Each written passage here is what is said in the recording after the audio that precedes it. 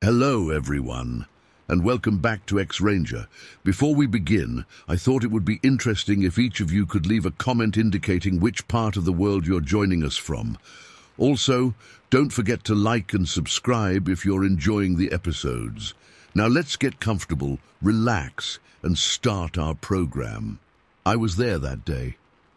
It's been decades, but I still remember the feeling in my gut when we realized Jim was missing. I don't talk about this often because honestly, even now, I'm not sure what to make of it. But I was part of that group of about 20 who went up near Dog's Head on Mount St. Helens back in May of 1950. We all knew each other fairly well, mostly from the mountaineering clubs around Seattle. We'd done plenty of climbs, we were used to the snow and the conditions, and everyone respected the risks. But there was something about that day, something in the air that I can't fully explain. The weather wasn't bad. Actually, I remember thinking it was unusually calm. It wasn't perfectly clear, but there was no heavy snow or fierce wind. Around 8,000 feet, just above the timberline, the sky had that pale light that makes you feel both exposed and oddly comfortable. We'd planned to move downhill soon, and Jim was excited about getting some action shots of us coming through the trees. He had this camera gear strapped in a way that always looked awkward to me, but he handled it like it was part of his body. I remember him saying he'd go ahead to position himself below and catch photos of the rest of us descending. It was a normal enough plan. He was always the adventurous one, the first to try something a bit daring. But he wasn't reckless. He knew the mountain as well as any of us, and he'd done similar maneuvers before. So when he took off alone, none of us worried at first. We just expected to see him again once we hit the timberline. We made our own slow way down, sticking together and watching for ice patches. I recall the quiet. Sure, we talked a bit, but something about that slope felt off. It's hard to describe. It's like the kind of silence that makes your ears buzz. I kept looking around, expecting to see Jim standing there with that grin of his, camera in hand. But when we got down to where the trees start to rise, he wasn't there. At first, we thought maybe we'd misunderstood his position, so we spread out a bit and looked around. Someone called out his name. No answer. We fanned out more, scanning the snowy ground. Eventually, one of the guys found a small box of film. That's when we all got this strange twist in our stomachs. Jim wouldn't just drop his film and vanish. We followed what we thought were his ski tracks. I remember bending down, looking closely at the marks. They weren't just downhill turns. They had a desperate, erratic feel to them, as if he'd taken off in a panic.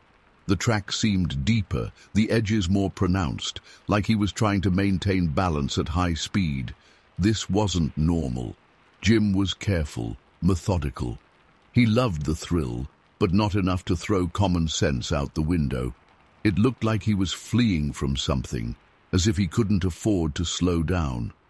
At the time, I couldn't bring myself to say it out loud, but I knew something had to have spooked him.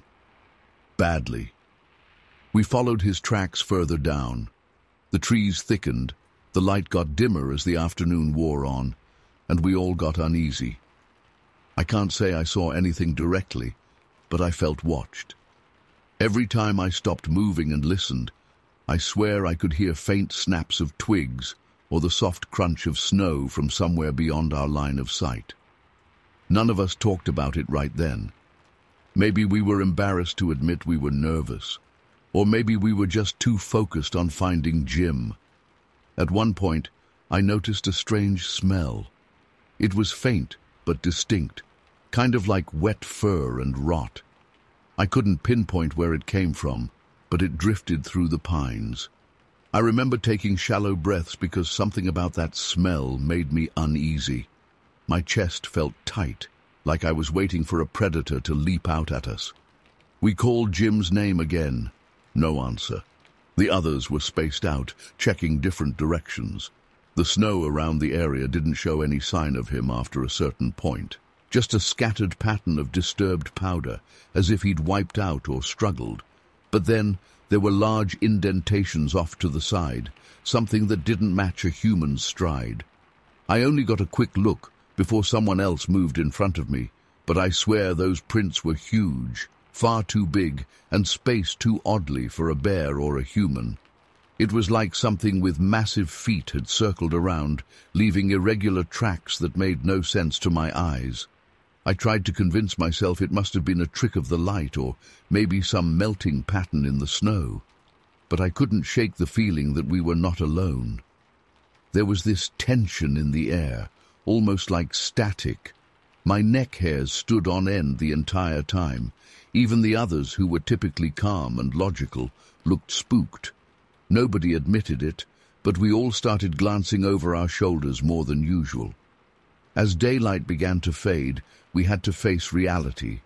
We didn't have a clue where Jim had gone. We had no proper clues besides the dropped film, the erratic ski marks, and that strange sensation that something was out there. After a while, a few of us regrouped and tried a more methodical search, calling his name over and over, but it felt like we were screaming into a void. The mountain just swallowed our voices. That night, a rescue team came up. They had more lights, more gear, and some of them were armed with whatever tools they had. Ice axes, a few rifles someone brought along just in case of wildlife. But it didn't matter. The entire area felt hostile in a quiet, unsettling way. Nobody could point to why, but we all felt it. I saw grown men who'd spent their entire lives outdoors glance nervously into the darkness. There was no sign of Jim, nothing, not even a scrap of his clothing or a piece of his gear beyond that single film box. I heard whispered rumors among us, things we didn't want to say aloud. Someone mentioned something about large, hairy creatures that supposedly lived in these parts. I'd heard those local legends, people talking about ape-like beings throwing rocks at cabins, but I'd always brushed it off as nonsense. That day, though, in that atmosphere, surrounded by silent trees and weird prints in the snow, I didn't feel so sure. The idea that Jim might have encountered something terrifying and wild, something that chased him so fast he had no time to be careful, started to seem horribly possible. The search continued for days, but I was only there at the start. I left after a while, feeling drained and confused. They never found Jim. They never found any of his equipment either. It was as if he'd been plucked off the mountainside by something that left no trace. People talked, speculated about animals, accidents, crevasses, but those footprints I saw, just for a moment, were not from any animal I know, and the fear I felt out there was too strong to dismiss. I've spent countless nights wondering what really happened. Over the years, I've read a bit about other encounters around Mount St. Helens, stories from prospectors and hikers who claim they were stalked by something big and silent in those woods. I don't know what I believe, but I know what I felt. I know that Jim Carter disappeared in a way that doesn't make sense. I know we found his film box exactly where he should have been waiting for us, and yet he was gone. And I know that the mountain that day felt less like a landscape and more like a living thing, watching us, weighing us, deciding what to reveal and what to keep hidden. To this day, I can't explain it. It all ended as suddenly as it began. One moment we were a group of friends having a routine climb, and the next we were left with an empty space where Jim should have been, our calls echoing off silent trees and rock faces. The mountain eventually grew quiet, and life moved on, but that mystery never faded for me. It just lingers there, unanswered, leaving me to wonder what really happened up there and what might still be hiding in those remote forests.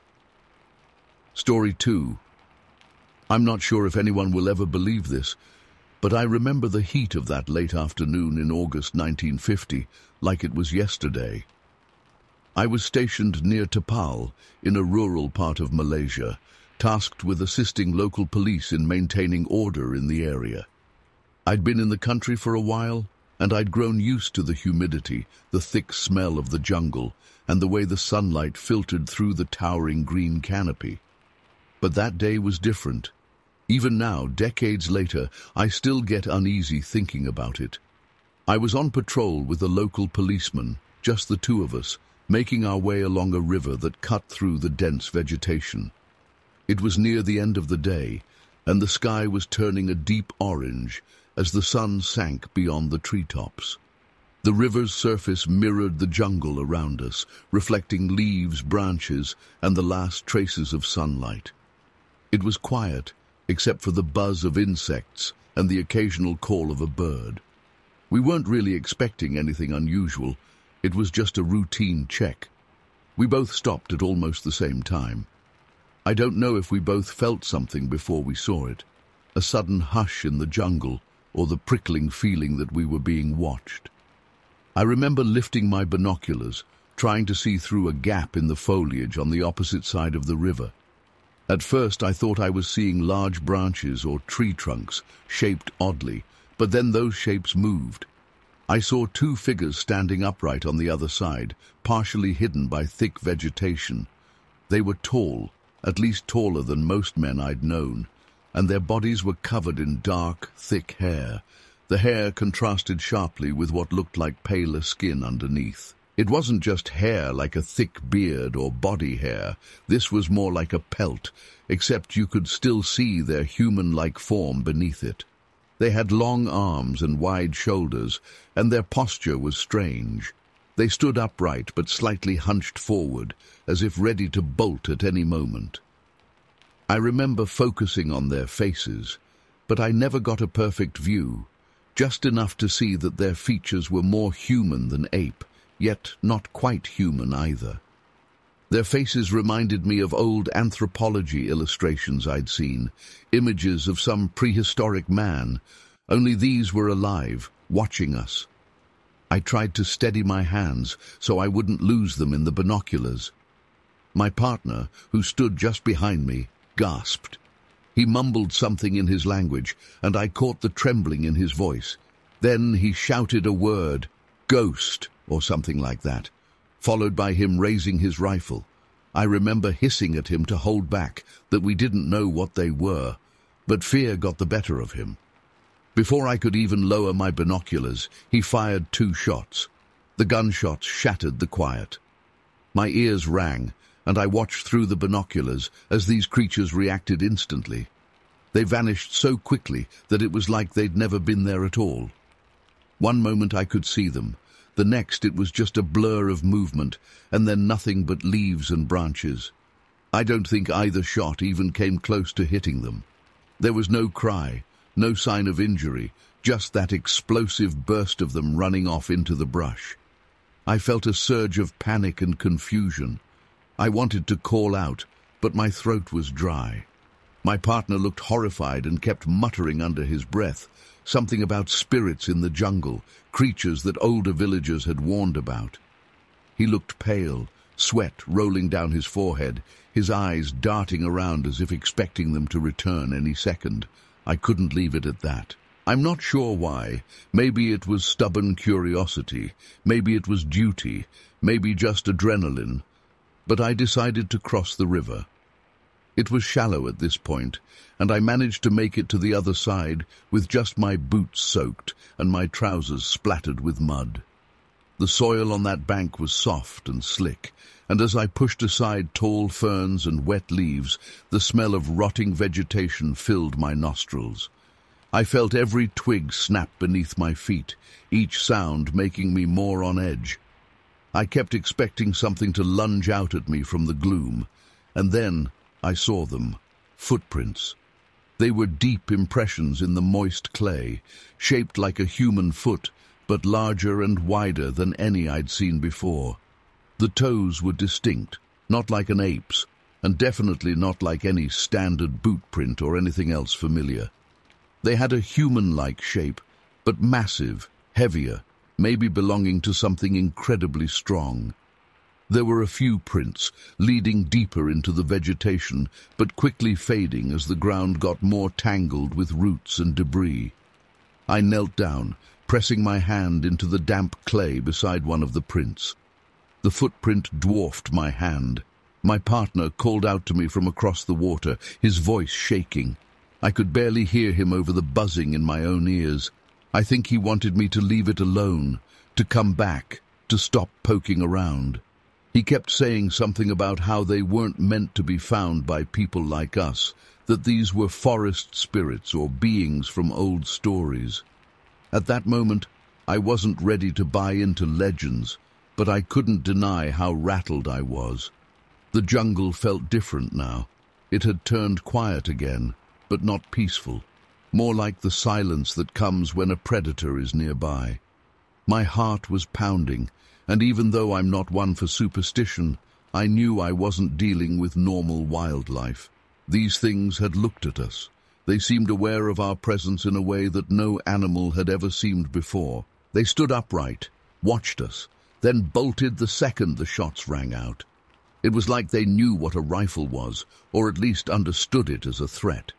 Nothing about that felt right.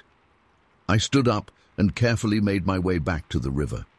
The sun had dipped lower, and the light was fading. I didn't want to be there after dark. We backed away, and neither of us said much for a long time. By the time we returned to our small station, my partner was still shaking. I tried to report what we saw. My superiors seemed skeptical. They nodded, listened, but you could tell they were thinking I'd misidentified something, some known primate or maybe men living isolated in the jungle. But I'd seen orangutans before. These weren't orangutans. Their posture, their shape, their faces, it was all wrong. And they moved too fast, too smoothly on two legs. Over time, I tried to rationalize it. I wanted to tell myself we'd seen a pair of tribal men wearing animal skins, or maybe a rare species of ape I didn't know about. But the footprints were too strange, and we were too close for it to be a trick of the light. My partner wouldn't say anything more about it after that day. He just kept insisting they were forest spirits, and that we were lucky nothing worse happened. I don't have any proof. We didn't have cameras on us. The footprints were gone by the next rain, I'm sure. And those creatures never showed themselves to me again. After that day, I sometimes heard distant rustling in the jungle, but it might have just been my imagination. I still can't explain what we saw. Part of me wants to believe it was some undiscovered group of humans living deep in the forest, adapted to their environment over centuries. But something about them felt too off, too primal, and yet too intelligent at the same time. I never got answers. None of my colleagues found anything conclusive.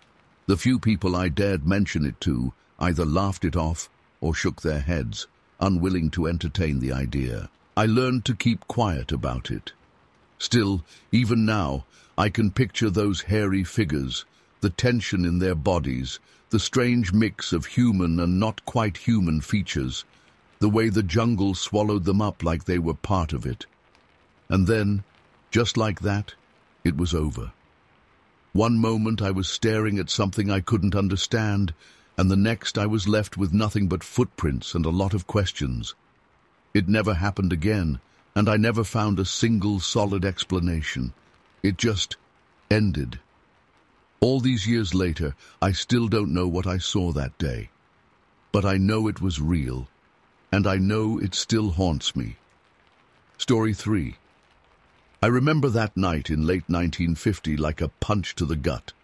I couldn't have been more than 19 at the time, and back then, Cambridge Springs was just a quiet rural place where nothing ever really happened. I'd been staying with friends who lived near that old farmhouse on the outskirts. We'd been hearing rumors for a few nights, loud thumps on the outer walls, something heavy banging on the boards when everyone was trying to sleep. The woman who owned the place was terrified. I knew her well enough. She was a tough old soul who didn't scare easily, but these noises had her rattled. A friend of mine had heard about it from his mother, who got it straight from the homeowner herself. We were young and stubborn and thought we could handle anything. It was me and a handful of other guys, each of us more curious than we cared to admit. Everyone else in town shrugged it off as some stray bear or a prank pulled by bored kids. But we knew something was off. The banging was too regular, too deliberate. Bears don't just lean against a wall and knock like that. It felt like something else entirely. That night, we decided to keep watch. No one forced us into it. We volunteered. I think there were 5 of us. We borrowed an old Jeep and drove out there, arriving just after nightfall. We didn't bother turning on lights. The farmhouse's porch was dark, the fields stretching out behind us, and the nearest neighbor's place was too far to see any light. The moon was a no-show. The sky was that kind of heavy darkness that makes you feel like you're underwater. It was quiet enough to hear your own heartbeat if you stood still. We had flashlights, but we kept them off, only turning them on if we absolutely needed to. None of us had real weapons, just a rifle that belonged to one of the guys, a .22, not much good for anything big, but it felt safer having it. I remember holding my breath, trying not to shuffle my feet, trying not to make a sound. We stood along the edge of the porch, each pressed against the wooden railing, waiting. I wasn't sure what I expected to see. Maybe some drifter or a big raccoon, maybe a sickly black bear that wandered too close. But in my gut, I knew we'd see something else. We must have been out there for a couple of hours. At first, you hear everything, the crickets, a distant owl, the wind rustling through the cornfields. But after a while, your ears start playing tricks. Every little sound might be something approaching. By the time it hit midnight, I was sweating even though it wasn't hot. It was that tense kind of sweat, the kind that forms on your neck and under your arms when you're scared but don't want to admit it. And then we heard it, slow, heavy steps coming from the darkness just beyond the yard. They weren't human steps, I can tell you that. Too heavy, each thud sinking into the ground like something massive was testing the soil. I strained my eyes, trying to see something. At first, I got nothing, just that black backdrop of the fields. Then I spotted a shape.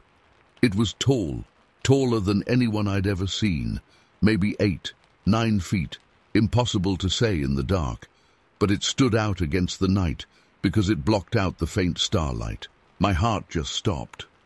It wasn't a bear. Bears are bulky, sure, but this had a different shape, like a huge man covered in dark fur, standing upright. Broad shoulders, a thick neck, long arms that seemed to hang low. We all saw it at the same time, because I heard a sharp intake of breath from one of the guys next to me. No one spoke. I wanted to turn on my flashlight, but something in my head screamed no, like illuminating it would make it come closer. We just watched this thing. It was maybe 30 feet away at first, near the edge of the yard. It moved closer, and I heard the boards of the old fence creak as it brushed by. That's when I caught a detail I can't forget. The way it moved, kind of hunched, yet controlled, like it knew we were there. I couldn't make out a face, just a large, dark form with that thick coat of hair. It had a smell, too.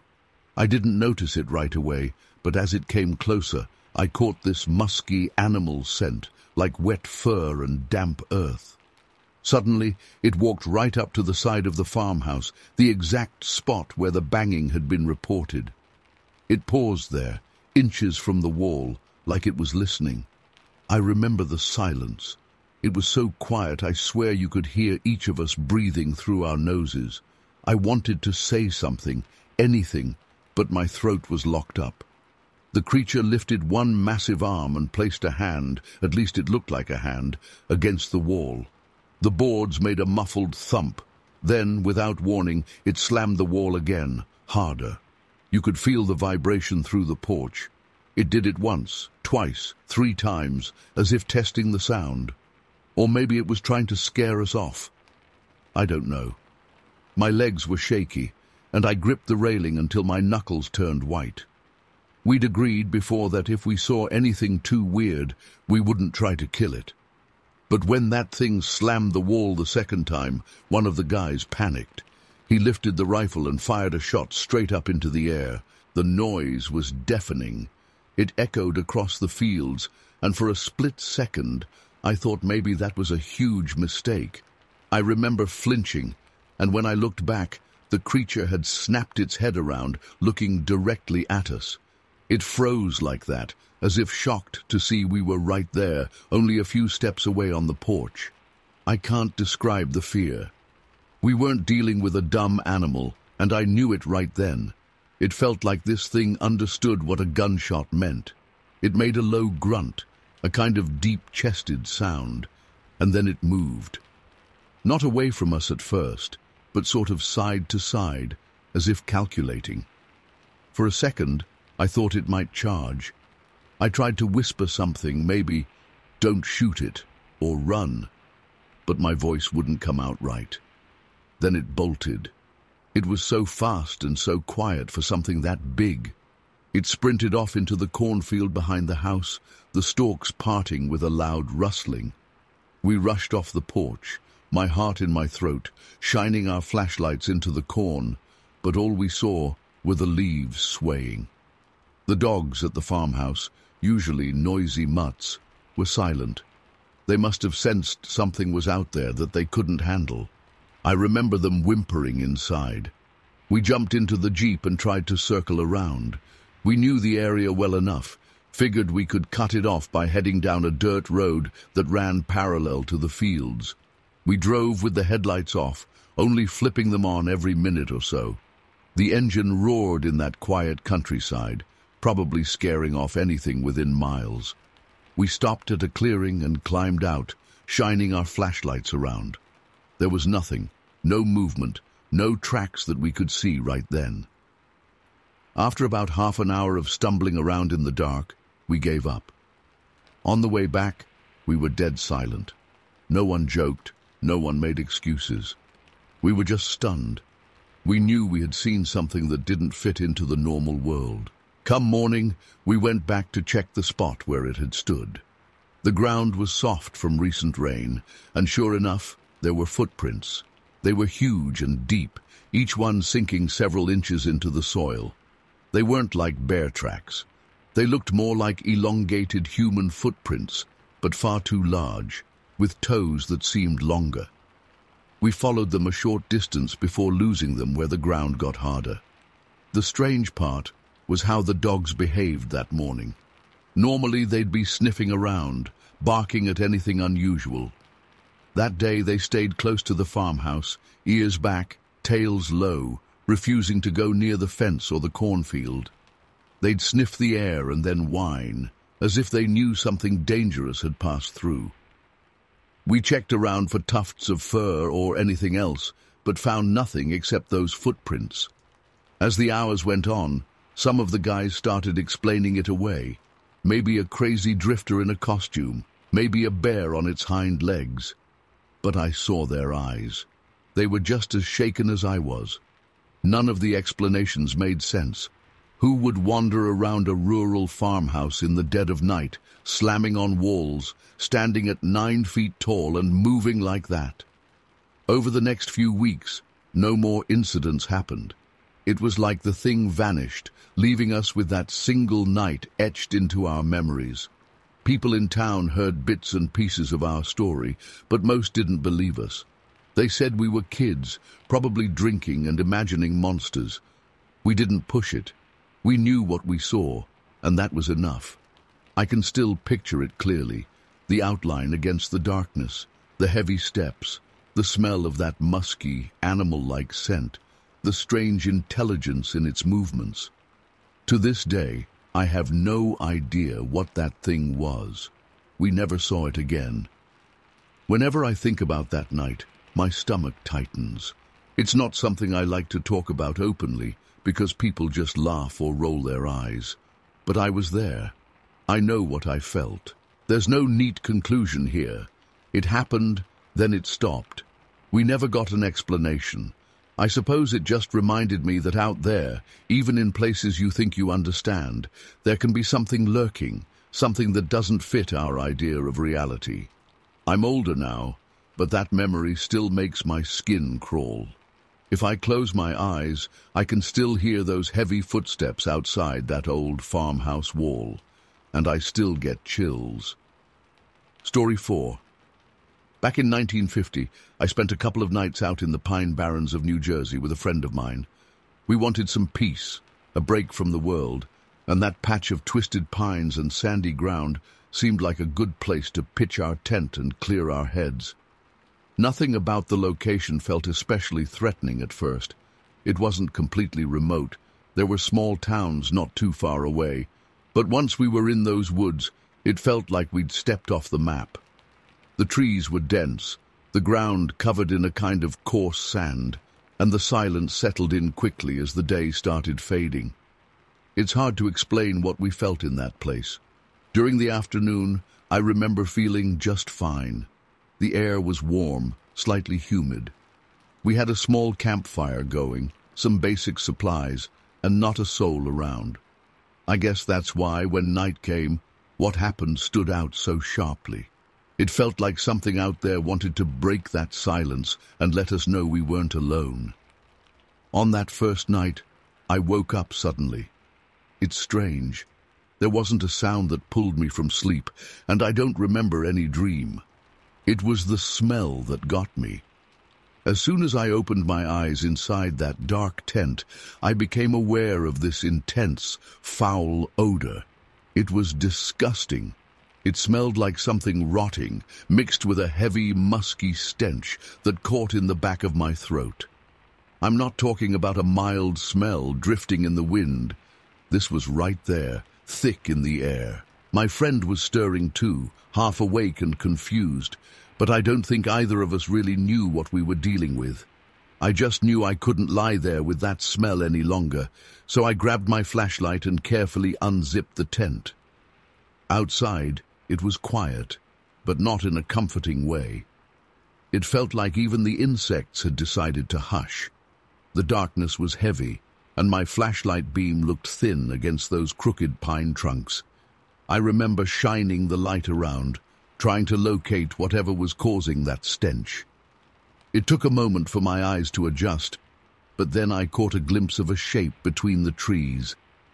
It was tall, easily taller than any normal man. The thing moved slowly, kind of swaying from side to side as it stepped closer. I froze. I couldn't make out details yet, just an outline, but it was definitely upright, walking on two legs, and covered in dark hair that didn't reflect the light in a normal way. I tried to make sense of it. A bear standing upright. A trick of the light. But no, it had a distinctly human-like form, just towering and bulkier than anyone I'd ever seen. My friend had come out behind me, and I could feel his presence at my back. Neither of us spoke. I didn't need to look at him to know he saw it too. We were just standing there, breathing as quietly as possible, watching this figure. At that moment, it didn't rush at us. It didn't growl. It seemed more like it was trying to figure out what we were. Its movement was odd, cautious, as if it expected something but wasn't sure what. The smell was still awful. Every breath felt contaminated by it. Then, after what felt like forever, this thing hunched down suddenly, disappearing from my beam as if it dropped low. I tried to follow it with my flashlight, but I couldn't find it again.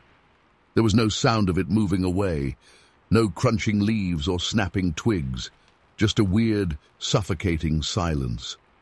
I remember standing there for a long time, unsure of what to do. Eventually, we backed into the tent again, and I don't think either of us slept properly that night.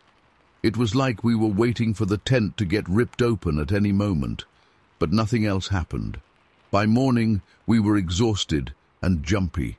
We decided maybe it was just a large animal that we startled, and we tried to brush it off. But I knew my own gut feeling. It wasn't just an animal. That posture, the way it moved, it was too strange. We stuck around for a second night. Maybe that was stupid. But we had planned for a few days out there, and part of me thought I might have overreacted, that maybe I was seeing things in the dark and letting my imagination go wild. So we spent that next day preparing for the night. We kept the campfire ready, made sure we had everything at hand in case we needed to leave quickly, and then waited. The day itself was normal, Light wind, a rustling in the branches overhead, the distant call of birds. But I was on edge, and so was my friend. We barely spoke. There was an unspoken agreement between us that we weren't just going to shrug off what happened. When darkness came the second night, the atmosphere felt heavier. We sat quietly near the fire, not really enjoying ourselves, just alert. After a while, we climbed into the tent, turned off the lantern, and tried to rest. I was lying there with my eyes closed when I heard a soft crunch outside, like a footstep on loose sand. I didn't want to move too suddenly, so I opened my eyes slowly, hoping I'd just imagined it. But then came another crunch, and another, and that smell began to seep in again. It was the same smell, unmistakable, and if anything it seemed stronger. This time I grabbed my flashlight more quickly and got out of the tent as quietly as I could. My friend was right behind me. I don't know what made me do it, but I lifted the flashlight and aimed it straight in front of me, not at the ground, and caught the creature's face in the beam. It was about 6 or 7 feet away, just beyond the ring of our campsite. We locked eyes for the first time. I think we did. Its eyes reflected the light, glinting in a strange way, not like a cat or a dog, but more subtle. I could see its brow ridge, the shape of its nose, the matted hair around its cheeks. Its expression wasn't something I could read easily. It looked curious, cautious, but not terrified. Its body was massive, with shoulders wider than any man I've seen, and arms that hung down long at its sides. For a second, I almost felt like I should say something, even though that made no sense. Instead, I just stood there, heart pounding, wondering if it would charge at us. But it didn't. It held its ground, squinting at the light, and then it slowly backed away. Its movements were deliberate, almost careful. It took a few steps backward, blending into the darkness between those twisted pines. Soon enough, I couldn't see it anymore, but I could still smell it. We didn't wait around this time. We decided right then and there that we were leaving at first light. Sleeping was impossible at that point, so we just huddled inside the tent, keeping the flashlight and a small knife in hand, though I doubt we would have been able to do anything if it attacked. The hours until dawn felt like they lasted forever. I kept imagining the creature circling our camp, moving behind trees, watching us. Every sound seemed magnified, a branch snapping in the distance, leaves rustling, even my own breathing. The fear that gripped me was like nothing I'd experienced before. It wasn't just fear of an animal. It was the fear of something unknown, something that felt almost like it didn't belong in our world. It was living flesh and blood, but it rattled something deep in my mind that I can't quite explain. As soon as the sky began to lighten, we stepped out of the tent. The morning air was cool, and without the darkness, I felt a little braver. We started packing up in a hurry, tossing gear into our bags without caring much about organization. We just wanted out. That's when we noticed the footprints. They were right by where we had stoked our campfire. Massive impressions in the sandy soil, each at least 40 centimeters long, possibly larger. The shape was broad, with a defined heel and what looked like 5 toes, though not shaped exactly like a human foot. They were more spread out, and the stride was long, leading away into the woods. I remember feeling my stomach churn at the sight. This wasn't some trick of light or a shadow. Whatever we saw left these prints. There was no denying its reality. We got the hell out of there. We hiked back to a small town a few miles away. I was still rattled, still trying to wrap my head around what happened. When we mentioned it to a couple of locals, we got mixed reactions. Some just smirked, probably thinking we were 2 city boys who got spooked by a bear or something. But others had that knowing look in their eyes, like they'd heard these kinds of stories before. Nobody gave us a clear explanation, and I don't think there was one. We heard whispers of old legends, tales of strange creatures that roam the pine barrens, but no one said, "Yes, that's a known thing." and here's what you saw. There was just this uneasy acceptance that sometimes the woods hold secrets. I still think about those nights sometimes. I've never come up with a perfect explanation. I know what I saw. It was no regular animal. It stood on two legs. It had human-like posture. It stared back at me with eyes that seemed to hold some kind of awareness. The smell, the footprints, the way it moved, all of it stuck in my head and never quite faded. It's been years, and I still can't tell you for sure what that thing was. But I can tell you I've never gone back into those woods alone. I wouldn't dare. That experience ended as suddenly as it began. One night we smelled and glimpsed it. The next night we saw it full on, face to face. Then it disappeared back into the darkness, leaving only footprints and questions. There was no dramatic showdown, no final moment of clarity. It just left us confused, frightened, and feeling like we'd brushed up against something we weren't meant to understand. To this day, I can't explain what we encountered out there in the Pine Barrens. It slipped away into the pines, and I never got any real answers. I guess that's what still haunts me most. Story 5. Back in the fall of 1950, I was hunting near Seeley Lake, Montana. It was a place I knew well, a remote area surrounded by thick pine forests and those rolling hills that always feel a bit too quiet when you're out there on your own. I'd been hunting for years, used to tracking deer and dealing with the kind of wildlife that makes others nervous. I'm not some rookie who sees a bear and freaks out. But what I saw that day still messes with my head, even all these decades later. I remember it was early in the morning, maybe 7 or 8, and the air still had that sharp, cold smell. I had set up a small camp in a valley not far from a clear stream. I had my horses tied near the water, letting them drink while I checked my gear. I was alone. I always preferred it that way back then. No chatter, no one to spook the game. It was just me, my rifle, my 2 horses, and the trees. I was bent down adjusting the saddle strap on one horse when I got that prickly feeling at the back of my neck. You know, the kind of feeling you get when you're sure someone's watching you. Out there, it could have been a deer, or maybe a bear just curious about me. So I stood up slowly and glanced across the stream. At first, I didn't see anything. Just some brush, tall grass, and the dense mix of branches and leaves that make it hard to see more than a few yards in. But something was off. It was too still. No birds, no squirrels chattering, nothing, just silence and the sound of the stream. I squinted, trying to pick up movement. Then I saw it. A figure, partly hidden behind some shrubs, tall enough that even hunched down it looked huge. At first, I thought it might be a bear standing on its hind legs. Bears do that sometimes. But this thing had a kind of lean, athletic build. Its shoulders were broad, and it was covered in a cinnamon-brown hair that looked uniform. No patches, no variation like a bear's coat. It was just solid, thick hair all over. What really threw me off was how human-like its shape was, especially around the shoulders, chest, and the way its arms hung at its sides. I've seen bears stand up and they don't look like that. This thing had a shape way more like a huge, muscular man. I must have stood there, heart pounding, for a good half-minute.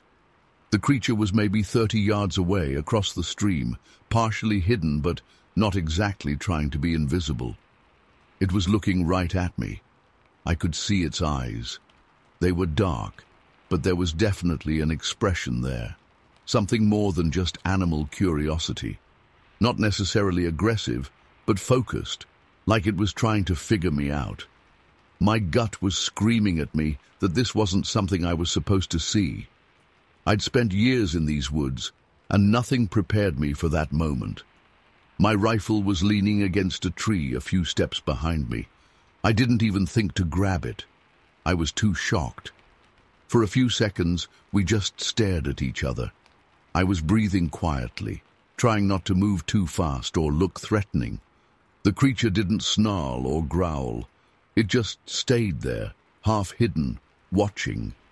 It was so quiet out there that I could actually hear my own heartbeat, and I remember the horse beside me stomping the ground as if it could sense something was wrong. My mind was racing. Part of me wanted to yell or make noise to scare it off. Another part wanted to run, and another part was just plain stuck, not knowing what to do. Then it moved. But it didn't run away like a bear might if it got spooked. It moved smoothly to the side, stepping through the undergrowth with this weird, effortless grace. I caught a better glimpse of its form, a solid, powerful body covered in that rusty brown hair, at least 7 feet tall, maybe more. I caught a hint of the muscles under that fur, something that looked like it could rip a tree branch off if it wanted to, but it didn't threaten me. It just slipped away, disappearing behind the thicker brush. No heavy crashing, no snapping branches, just gone, like it melted into the forest. I must have stood there like a fool for I don't know how long. My legs felt shaky, and I realized I'd been holding my breath. The silence that followed was almost unbearable. My head was spinning with 1,000 questions. What did I just see? Was it a bear with some kind of deformity? A man in a suit? That sounded ridiculous even to me, standing right there in the woods. There were no roads for miles, and people didn't just wander around in furry costumes. And I'd seen plenty of wildlife. Nothing fit what I had just witnessed. I finally grabbed my rifle, but by then it was pointless. The thing was gone. I could have tried to track it, I guess. But every instinct told me that following it would be a huge mistake. I wasn't scared in the sense of being attacked, but I was unsettled beyond anything I'd felt before. My skin was crawling. My mind kept playing back the image of its face, those dark eyes, that sturdy frame, the way it moved, confident, quiet, almost graceful. That wasn't some dumb animal. It felt aware. I decided right then that I was done. I'd planned to stay a few more days to hunt deer, but the idea of going deeper into that forest, sleeping another night out there, felt impossible. I hurried back to my camp, barely bothering to be quiet. I packed up my gear in a clumsy rush, fumbling with straps and cursing under my breath. The horses were uneasy, too. They kept shaking their heads and pulling at their reins as if they also wanted to leave. I didn't waste time. I saddled up, and I left that place. I didn't even stop for lunch, just pushed as far as I could until I reached the main trail leading back to town. When I got back to the nearest settlement, I told only a couple of close friends. I expected them to laugh, but they didn't. They just sort of nodded, exchanged looks, and said they'd heard stories, never seen anything themselves, but they'd heard talk of strange sightings in the remote parts of Montana. Still, nobody had any answers. Some said maybe it was a big man living wild in the woods. Others hinted at old legends they'd grown up hearing but never believed. One friend even told me I shouldn't tell too many people about it, that most folks would think I'd lost my mind. All these years later, I still don't know what I saw. I've been in the wilderness many times since then, but I never went back to that exact spot near Seeley Lake. I never tried to look for it again. I think part of me doesn't want to know. If I learned it was just some misidentification, maybe I'd feel foolish. But deep down, I know that wasn't a bear or a trick of the light. It was something else, something that made me realize that we don't know everything roaming out there. It wasn't hostile, but it was unsettling in a way I can't fully explain. To this day, the memory is as clear as it was then. The quiet stream, the cold morning air, and that tall, broad-shouldered figure staring at me. No matter how many times I think about it, I still get that knot in my stomach. And after all these years, I've never found a logical explanation. It just happened and then ended, leaving me with a lingering sense of unease. Sometimes I wonder if anyone else ever saw it. But I've never heard a story that matched mine exactly. All I know is that I walked away that morning a changed man. What I saw, whatever it was, is still out there maybe. And I guess I'll never really know why it decided to show itself to me, or why it slipped away so quietly without a trace. It was there one moment, then gone the next, leaving me with nothing but questions. Story 6. It happened a long time ago, back when I was just a kid on a family camping trip near Elk River. I've never been able to shake the memory, and even today I still think about it. My parents had taken me to this place that felt like something out of a nature documentary. Everything was damp, the trees were huge, and moss clung to almost every surface. The air always smelled wet and earthy. I remember it so well because I'd never been anywhere like that before. It was the kind of forest where it feels like the sunlight barely makes it to the ground.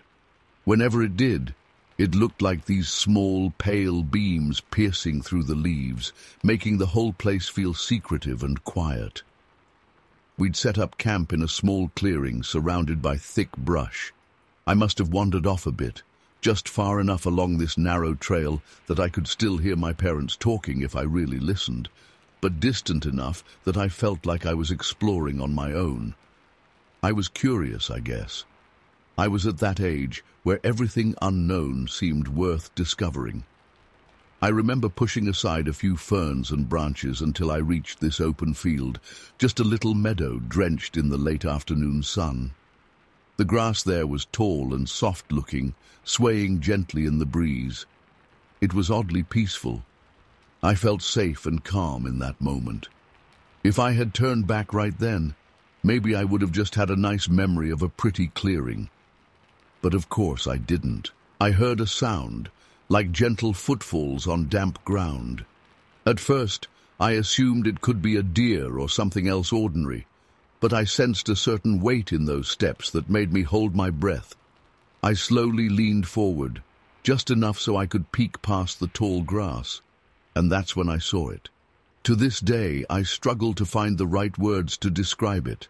It was massive, easily over 8 feet tall, maybe even taller, broad-shouldered, and covered in this brownish fur that wasn't exactly like fur, more like soft feathers or down, which moved slightly with the breeze. That detail sticks out because it didn't look like normal animal hair. It looked more delicate, almost like thin plumage. Its face was wide, with a flattened nose that looked too large, and these strange, small, reddish eyes close together, almost glowing in the filtered light. And it had teeth, long, protruding teeth that weren't quite fangs, but definitely not the kind of teeth you'd expect in a normal animal. There's something else I'll never forget. It wore clothes.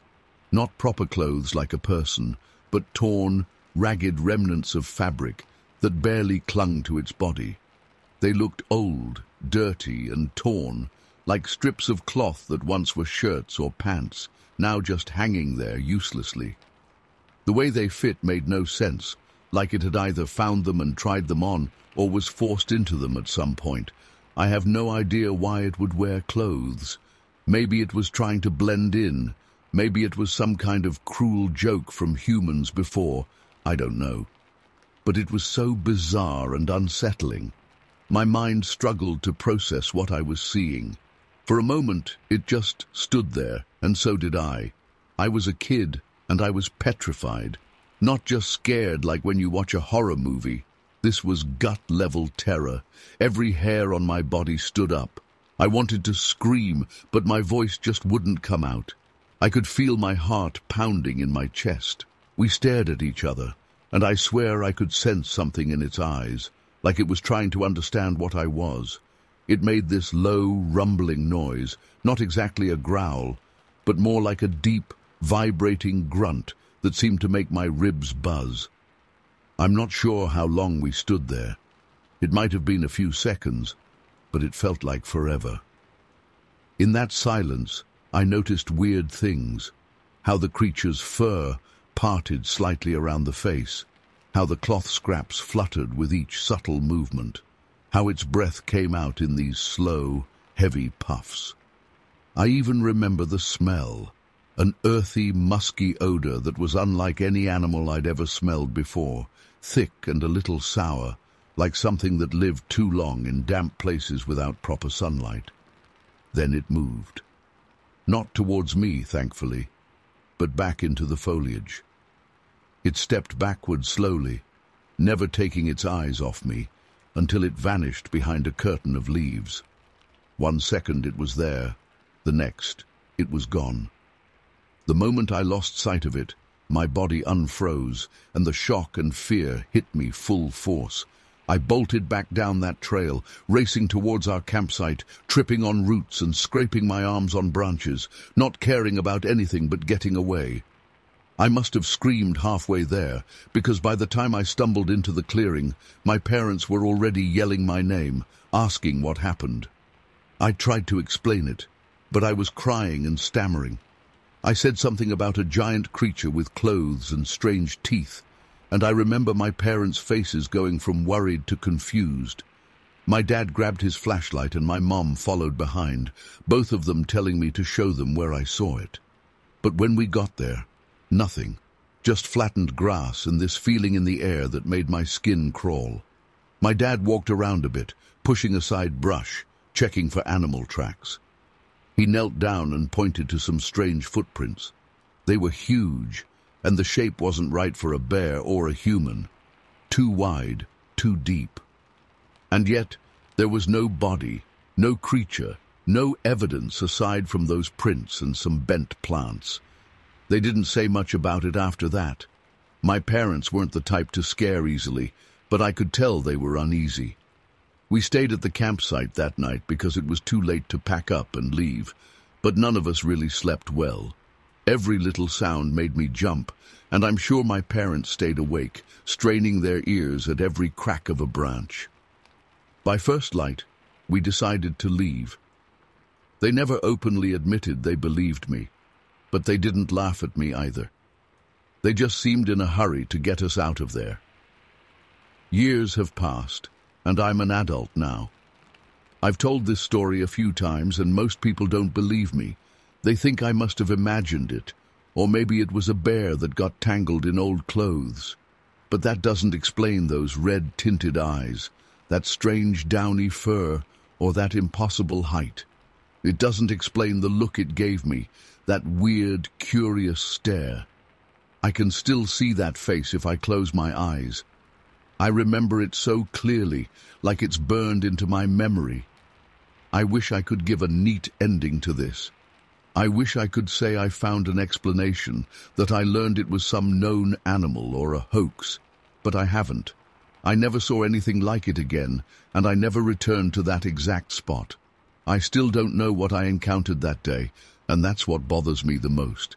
It just happened, and then it was over, as if nothing that strange ever should have existed in the first place. But I know what I saw, and I'll never forget it. Story 7. I remember it was early May of 1951, and the day felt unusually quiet. The snow had mostly melted, leaving that cold, damp smell in the air that clings around the lakes and forests in British Columbia. I lived near Coso Lake, in a tiny place called Clem, where everyone knew each other. Not much happened there, especially not at that time of year. But that morning, I stumbled into something I still can't fully explain. I'd woken up before sunrise because I wanted to check the small rowboat I kept near the lake's edge. The ice was gone, but the water was still freezing, the kind that makes your bones ache if you just dip a finger in. Nobody would swim in that water unless they had no other choice. I made my way down to the sandy edge, where a shallow bank usually formed when the water level dropped a bit. It was chilly, and I remember pulling my jacket tighter around me as I approached the shore. That's when I saw them. Footprints, right there on the damp sand. At first I thought I must have been seeing things. Maybe I was still half asleep. But no, they were definitely footprints, and they were huge. The longest ones had to be around 35 centimeters, or maybe even more. Each one looked like a bare human foot. But who the hell would be walking around barefoot at this hour, in that kind of cold, near a lake like this? I crouched down, tried to see how deep they went into the sand, and I noticed something odd.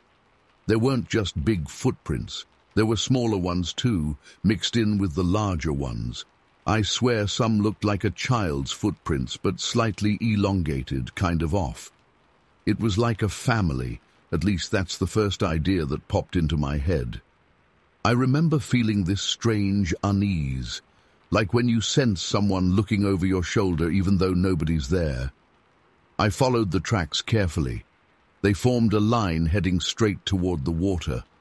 The pattern was weird. 2 large sets and a couple of smaller sets, all walking upright, like people do. But the spacing was odd, and something about the shape of the prints didn't seem normal.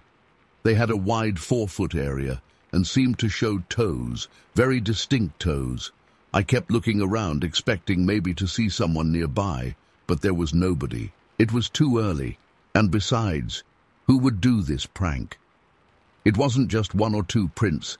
There were many, forming a trail. The sand was cold and firm, so the impressions weren't super deep, but they were clear enough. My breath fogged in the morning air as I tried to think logically, maybe some travelers. But at that hour, without shoes, in May when the water is like ice, I stepped closer to the shoreline, and that's when I noticed the tracks ended right at the water's edge. No hint of turning back, no trace of a boat pushed off, just footprints that disappeared into the lake itself. I stood there, feeling the hairs on the back of my neck stand up. It was dead quiet, aside from the faint lapping of water and some distant bird calls. Usually, I find that place peaceful. That morning, it felt oppressive, like something was watching me from behind the tree line.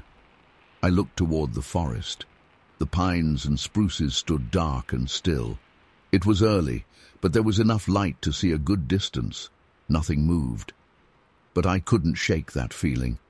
I'd never believed in those old stories locals whispered, the ones about hairy forest people who could survive off the land, track you silently, and vanish into thin air.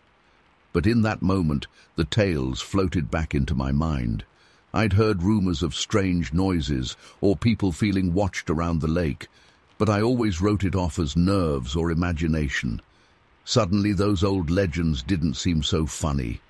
I remember trying to calm myself. I even considered calling out, just to break the silence. But I didn't. Something told me to keep quiet. Instead, I followed the shoreline a bit, looking for any other clue. For a moment, I thought I saw movement out of the corner of my eye, near a cluster of shrubs a few yards away. When I turned my head, I saw nothing, just shadows shifting as the sun rose higher behind me. As the minutes passed, the quiet started to get under my skin. It felt like being in a vacuum. Normally, you'd hear more birds, or maybe the creaking of branches. I heard almost nothing, and it was too still. My heart was beating faster than I cared to admit. I decided to head back, maybe talk to someone about this. On my way up the small path leading from the lakeside to the dirt road, I kept looking over my shoulder. I half expected to see something, some large figure standing in the open, glaring back at me. But there was nothing, just empty shoreline and those bizarre footprints disappearing into the water. Before I left, I forced myself to check one last time. I knelt down, rubbed my hand over the sand near one of the prints. The detail struck me. I could see the impression of each toe, the ball of the foot, the heel. It was unmistakably a bare foot. It made no sense. I'm a grown man, and I know the wildlife around here. There's no bear or moose that leaves a print like that, and definitely not in a perfect bipedal stride heading straight into freezing water. With a shiver, I left. I tried to find a friend to show them what I'd found, but by the time I convinced anyone to come out there with me, the light had changed. The sand had started to dry, the wind had kicked up slightly, and the edges of those tracks were blurring, still visible but losing their sharpness.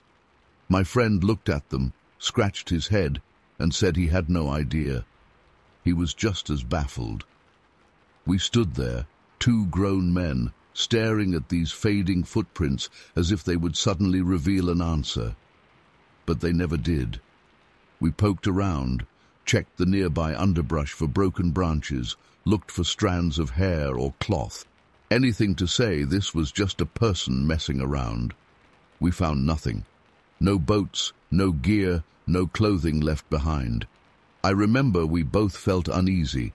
My friend made some joke about the lake people that the old folks used to mention, but he didn't laugh, and neither did I. It was just something to say, to fill the silence. After a while, we just left. The footprints were starting to lose their crisp shape, and we knew the next wind or rain would erase them completely. For weeks after, I couldn't shake that feeling. Sometimes at dusk, when I walked near the forest's edge, I'd feel that prickling sensation at the back of my neck again, like someone, something, was there, just beyond my line of sight. But I never saw anything. No more footprints, no strange noises, no sudden movement in the trees. I wish I could wrap this up with a neat explanation, but I can't. It just happened. One morning, I found big, human-like footprints heading into a freezing lake, prints that were way too big and too varied in size to pass off as a single person's. Then they vanished. No screams in the night, no torn clothing, no shredded fish along the shore. Just those footprints that shouldn't have existed. Even now, decades later, I still think about it. I've heard of people finding similar tracks in other places, talking about creatures they call Bigfoot, but I never saw anything like that before or since. All I know is what I felt that day, this profound, unsettling presence, something I still can't explain. It happened, I saw it, and then it just stopped, as quickly and quietly as it had begun, and that's all I can say. Story 8. I remember it was sometime in late October 1951. The air was getting cold, but there was still that damp smell of fallen leaves and wet soil lingering around. I was maybe 19 at the time, living just outside of Charlotte, Michigan. Back then, I didn't put much stock into local gossip, especially about strange creatures lurking in the swamp. But I can't deny what I saw that day, no matter how much I've tried to explain it away over the years. I'd gone out there because people had been whispering about something they were calling the gorilla, or that big hairy thing, in the marshy area near the old logging trail. Nobody had any proof, of course, and most people in town just rolled their eyes when it came up. I guess I got curious. I wanted to see if maybe it was just some big drunk who'd wandered off from a hunting party, or a large stray dog someone mistook for something else. It never crossed my mind that I'd end up actually seeing something that made no sense. The swamp was about a 20-minute walk from my parents' place. I wasn't expecting anything. I remember the ground was soggy, and my boots sank in with each step. The smell of rotting leaves was strong, and the cattails and reeds grew so thick I had to push them aside. Everything was kind of quiet, except for some distant rustling. Could have been wind or maybe a squirrel. I don't know. It felt still and tense, like I was trespassing somewhere I didn't belong. The sunlight was weak, filtered through the trees, and the whole place had this gloom that I still can picture perfectly. I wandered deeper, thinking maybe I'd see some tracks or find a place where people had supposedly spotted it. I wasn't even sure what I was looking for. Then, as I reached a spot where the ground dipped lower, I noticed this odd, heavy smell, musky and almost like wet fur. It was different from the usual swamp smell. It made me feel uneasy, and I remember my heart starting to beat a little faster. There was no one around, and I suddenly became very aware of how alone I was out there. I stopped walking and just stood still, listening. I could hear something moving through the brush, but not like a person. It was too heavy, and the sound was rhythmic, like slow, deliberate steps, pushing through wet reeds. My mouth got dry, and I tried to swallow quietly. I crouched slightly, hoping my dark jacket would blend in with the shadows. I didn't want to be seen. I don't know why I got so scared so fast, but every instinct told me to hide. That's when I saw it. At first, it was just a shape moving behind some tangled branches and tall grass. I could only catch glimpses, something large, dark, and definitely walking on two legs. It came closer to a clearing not too far from me, where the reeds were lower and the ground was more open. When it stepped into that patch of muddy, open ground, I finally got a decent look. It stood taller than any man I'd ever seen. Not monstrously huge, but enough that it made me feel tiny. Its body was covered in dark, matted hair, more like fur than hair, actually, and I could see broad shoulders and a kind of hunched posture. Its head had a dome-like shape, and I swear the arms were longer than what you'd expect on a normal human. They swung slightly at its sides as it moved, slow and calm, like it had all the time in the world. It didn't look like a man in a suit. There was a fluidity in its movement that seemed natural, like it belonged there. I was so terrified I could hardly breathe. I kept thinking, this is not normal. This can't be normal. I'd never heard of gorillas living in Michigan, and it wasn't a bear. Bears don't walk around like that for extended periods, and this thing had more of a human-like silhouette. I couldn't see its face clearly. It never turned fully towards me. But the profile, if I can even call it that, looked nothing like any animal I knew. Just big and powerful, with a sort of thickness around the neck and shoulders. I tried to stay absolutely still, but I think it must have sensed me. It paused and lifted its head slightly. I could hear it breathing, or maybe just shifting its weight. My heart felt like it was pounding right in my ears.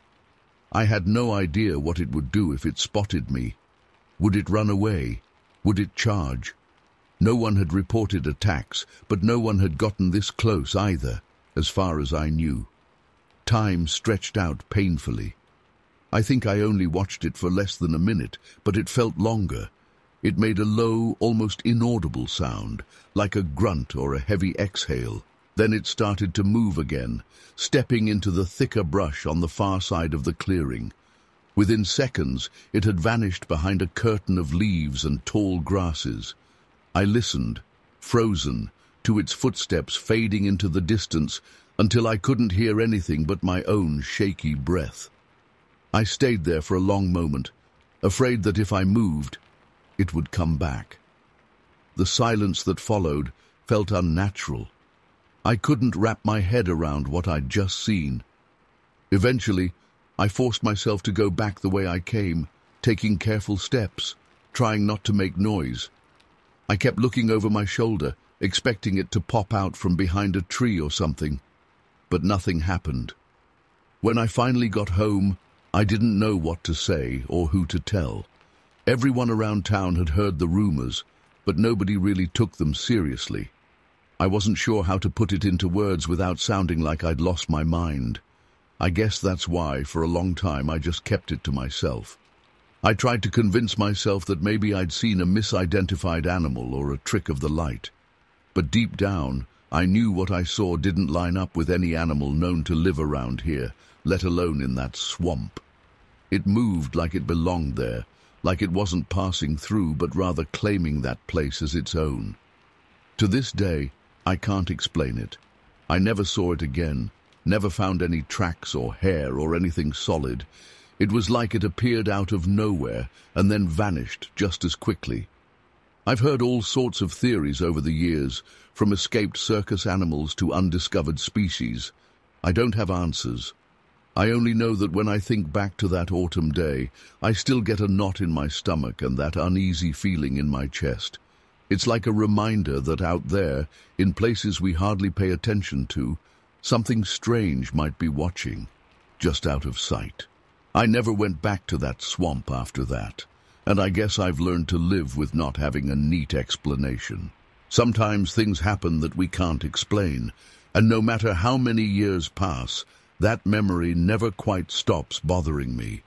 It happened, and then it stopped, and I still don't understand it. Story 9. I remember that day so vividly, it still sends a chill through my bones. It was November 1951, and I was out prospecting with my partner in the mountains near McBride, British Columbia. We'd been in the area for about a week, setting up a small makeshift camp on a patch of relatively flat ground where we strung up a tarp, piled some branches to sleep on, and hung our extra provisions in a tree to keep them safe. Nothing fancy, but it was enough to keep us going as we searched for mineral veins deep in the cold, isolated hills. That particular day, we'd left our camp early in the morning to explore a rocky slope a couple of miles away. I remember the wind being sharp, almost painful against my face, and the sky was overcast.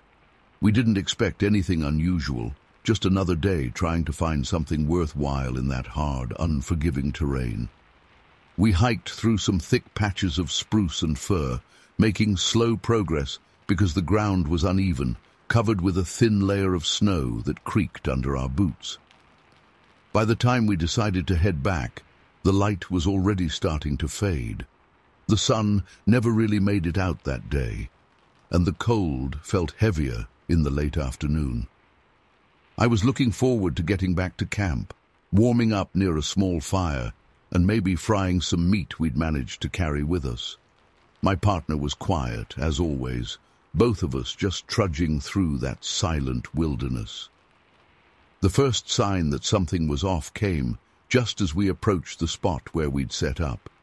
Usually, even from a distance, I could recognize our gear, see a bit of the tarp's edge, or something familiar. But as I got closer, I felt uneasy. Things looked shifted. I can't really put it into words, but the arrangement of our belongings, the way we'd left them, just felt off. When we finally stepped into our campsite, my stomach twisted. It looked like someone had been there. Our gear wasn't scattered everywhere, but it was definitely moved around. Our makeshift sleeping area, some branches and boughs we'd laid out, was compressed in an odd way, like something heavy had settled there. The tarp flap was pushed aside, not torn, just pushed open, as if a curious hand had lifted it. At first I thought maybe another prospector had stumbled upon our camp, or a hunter passing through, but we were miles from any real trail, and nobody in their right mind would wander around there without boots, warm clothes, or at least leaving some trace of normal gear. It got really unsettling when we noticed the footprints. They were big. I mean, way bigger than any human foot I've ever seen. And here's the thing, they were bare, perfectly shaped, with toes clearly visible, pressed into the soft, cold snow. I stood there, leaning in with my eyes just inches above the prints, trying to understand how a human-like foot so large could walk around in those conditions. The prints were about 15 inches long, maybe slightly more, and they were deep, heavier than our boot prints, which was terrifying considering my partner and I were both big guys carrying equipment. My partner and I exchanged looks. We didn't say much, just stared at each other. We both knew no man would be out there barefoot in that cold. Even the most desperate or deranged person would have left other signs, rags, torn fabric, something. But all we had were these massive footprints that seemed to circle our camp, and no sign of normal wildlife, no bear tracks, no claw marks on the trees, just these bizarre prints, and the sense that something very much alive, and very unlike any animal we knew, had been snooping around. We then noticed the missing meat. We'd hung a chunk of it in a tree, just out of reach of smaller predators. Bears could still get at it theoretically, but bears would leave a mess. They'd at least leave hairs or scratch marks, and they'd likely tear the place apart. Instead, the rope was just pulled down, cleanly. The knot we tied was undone or broken in a strange way, and the meat was gone. There were no obvious drag marks, no blood, no scraps left behind, just the absence of what we'd stored there. It felt calculated, careful. I remember feeling exposed, like we were being watched from somewhere just beyond the tree line. There was a complete hush over the forest, and every snap of a twig beneath my boots sounded twice as loud. I kept scanning the woods, expecting to see something, anything step into view. But the trees stood still, and the snow-covered ground just reflected what little light was left. My partner's face was pale, and he looked as uneasy as I felt. Normally, he'd shrug things off, say it was just some odd animal sign, but that day he was dead silent, his eyes darting from tree to tree. We followed the tracks a short distance. They led away from our camp, and then, strangely, looped back around from another angle, as if whatever made them had circled us before we got back. It was like it had all the time in the world to poke around, check out our belongings, lie down for a moment, pick through our food, and leave without hurrying. The footprints eventually tapered off into an area of mixed ice and rock, and we lost them. No broken branches, no tufts of fur, nothing. As darkness rolled in, we realized we couldn't stay there. We felt too exposed, too unsettled to try and sleep in that exact spot again. We grabbed our gear quickly, throwing it together without talking much. We decided to move a few 100 yards downhill, where the trees were thinner and we'd have a better line of sight. Maybe we were just rattled and paranoid, but I swear there was a moment, just before we left, when I heard something crack in the distance, like a branch snapping under weight. It could have been anything, maybe just ice settling, but at that point, every sound felt like a threat. We set up again in a rush, constantly looking over our shoulders, trying to get a small fire going for some light. The air felt charged, as if we were trespassing on something's territory. We stayed up most of that night, scanning the darkness, hearts pounding at every flicker of the shadows. But nothing else happened. Eventually, our adrenaline wore off, and we managed a few hours of uneasy sleep. By morning, we just wanted to get out of there. We packed up what we had left and made our way back towards civilization. When we got to McBride, we told a couple of folks, just some close acquaintances. No one really believed us. Some laughed, some said it must have been a prank, or our imaginations running wild. But I know what I saw. Those footprints were real. The missing meat was real, and the feeling that something far larger than any known animal had quietly invaded our camp still makes my skin crawl. I've run through it in my mind so many times over the years. A huge, human-like creature walking barefoot through the snow at high altitude, quietly examining our camp, taking our food, and leaving no other trace. No violence, no overt aggression, just a calm, calculated visit. I still have no explanation, and that's what scares me the most. That day in November 1951 remains a mystery I've never been able to solve, and the memory of those giant footprints in the snow still leaves me with a cold, uneasy feeling whenever I think back on it.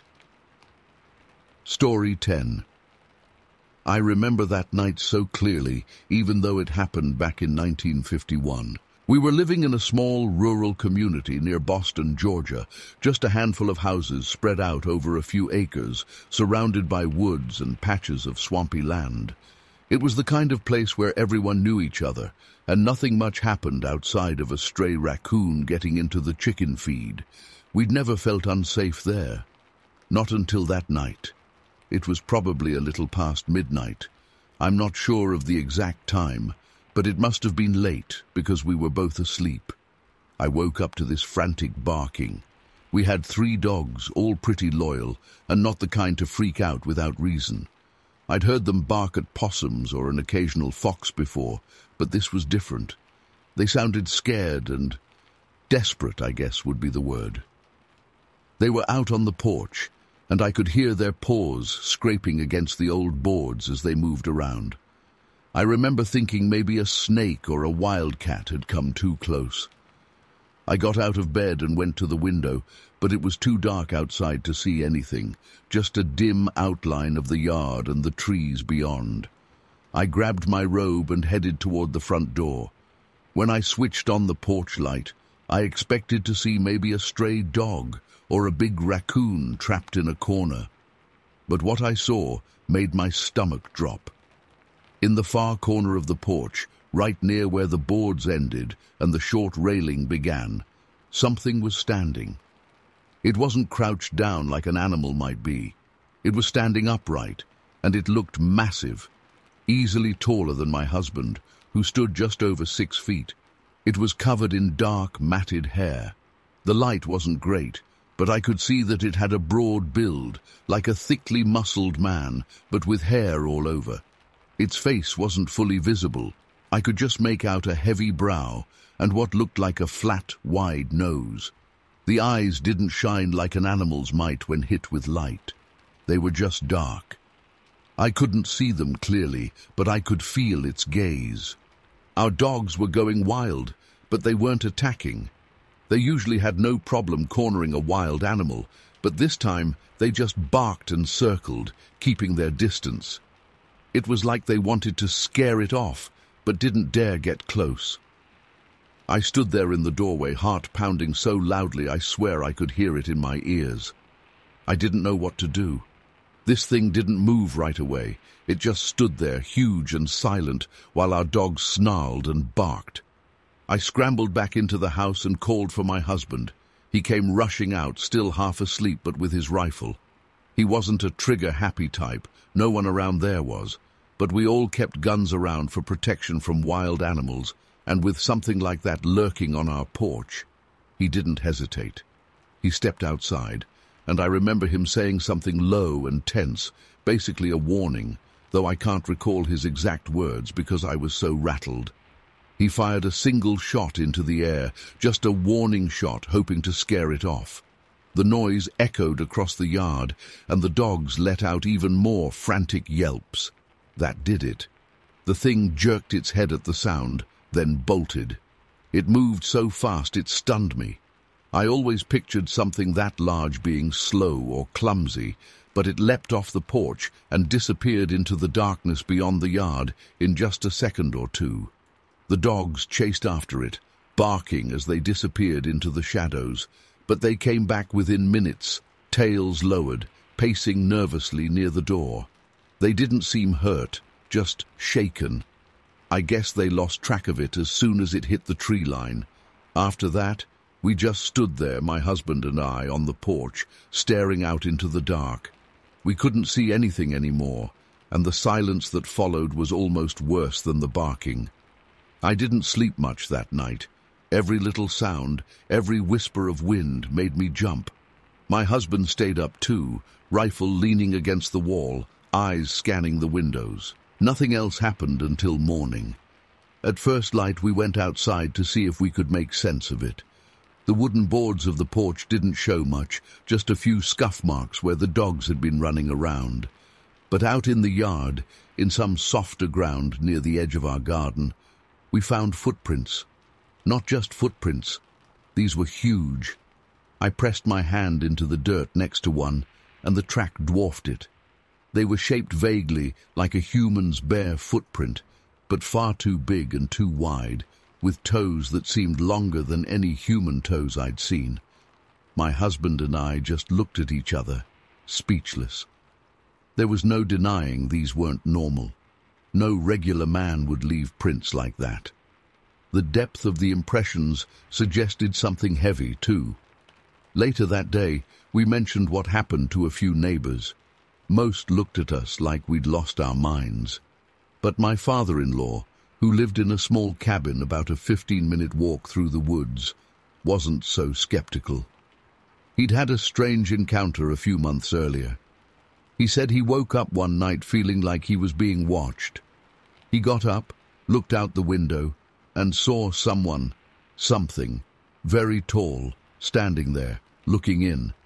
When he went outside with his shotgun and fired a warning shot, that figure fled just like ours did. He'd told us about it back then, but we thought maybe he was just spooked by a tall stranger passing through. Now, though, it seemed too similar to be a coincidence. After we found those tracks, I remember my husband trying to fit everything into some logical explanation.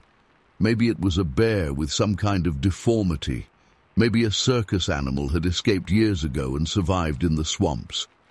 We weren't sure what to believe, but I was pretty certain it wasn't just some prank or a regular animal. It moved too strangely, and it stood upright too naturally. The rest of the community was split down the middle. A few folks thought we were just telling tall tales. Others said it might be one of those hairy men people whispered about sometimes. Old legends passed around campfires, stories people told for fun. We'd always laughed them off. That's the thing. You laugh until it shows up on your own porch. Then it's not so funny. For the next few nights we kept the porch light on and made sure the dogs slept inside. They were acting different, sticking close to the back door and refusing to roam around outside after dusk. I would notice how they'd perk up their ears at the slightest sound in the yard. There were no more visits, no more signs, at least none that we could find. Over time, the whole thing got pushed aside. Life went on. People had work to do, crops to tend, and no one got hurt. We never saw anything like it again, but I've never been able to shake the feeling of how wrong it all felt. The size, the sudden appearance, the way it reacted to the shot and ran off. It was intelligent enough to back away once threatened, but it wasn't acting like any animal I'd encountered before. It's hard to put into words, but that night changed how I look at those dark woods. For years after, I always looked twice before stepping outside at night. I still think about it now and then, wondering what it was. Was it really some unknown creature, or just a freak incident? A tall stranger in a fur suit, though that makes almost no sense at all. I don't have any neat explanation. It happened. It terrified me. And then it was over. Those giant footprints and the sheer fear in our dog's eyes were enough to convince me that something very real visited our porch that night. Even now, decades later, I can't say what it was. I only know that something big, hairy, and impossible to fully understand stood not 10 feet from where I'm sitting now, and then slipped back into the darkness as if it had never been there at all. Story 11. I remember that day in October of 1952 like it happened yesterday. I was out in the Swan Mountains of Montana, a place I'd hunted in for years, feeling confident as usual. The air was crisp, cold enough to make my breath show, and the pines stood tall and silent around me. The ground was uneven with old roots and fallen branches, and patches of dry needles crunched under my boots. Even the sky looked different that morning, kind of a dull, grayish blue that made the forest feel heavier and more secretive. I had been out since before dawn, scouting for elk. It was routine. I knew these mountains. I knew where the elk liked to move, and I knew how to stay quiet and patient. I was in a spot where I'd had good luck before, just a small clearing ahead, surrounded by thick brush and a few younger pines. You stand there long enough, you usually catch sight of something. And I did. I saw movement, just the hint of it, between the trees at about 50 yards out. It was big, really big, and at first glance I just assumed it was a large bull elk. That's what I was there for anyway, so I raised my rifle and lined up my shot. The brush was dense, and I didn't have a perfect line of sight, but I saw enough to feel confident. I held my breath, squeezed the trigger, and fired. I expected the usual reaction. Either I'd drop the elk, or I'd hear it crash off in panic. What happened instead made the hair on my arms stand up. I didn't hear the familiar silence that follows a shot, that odd hush where you can even hear your own heartbeat.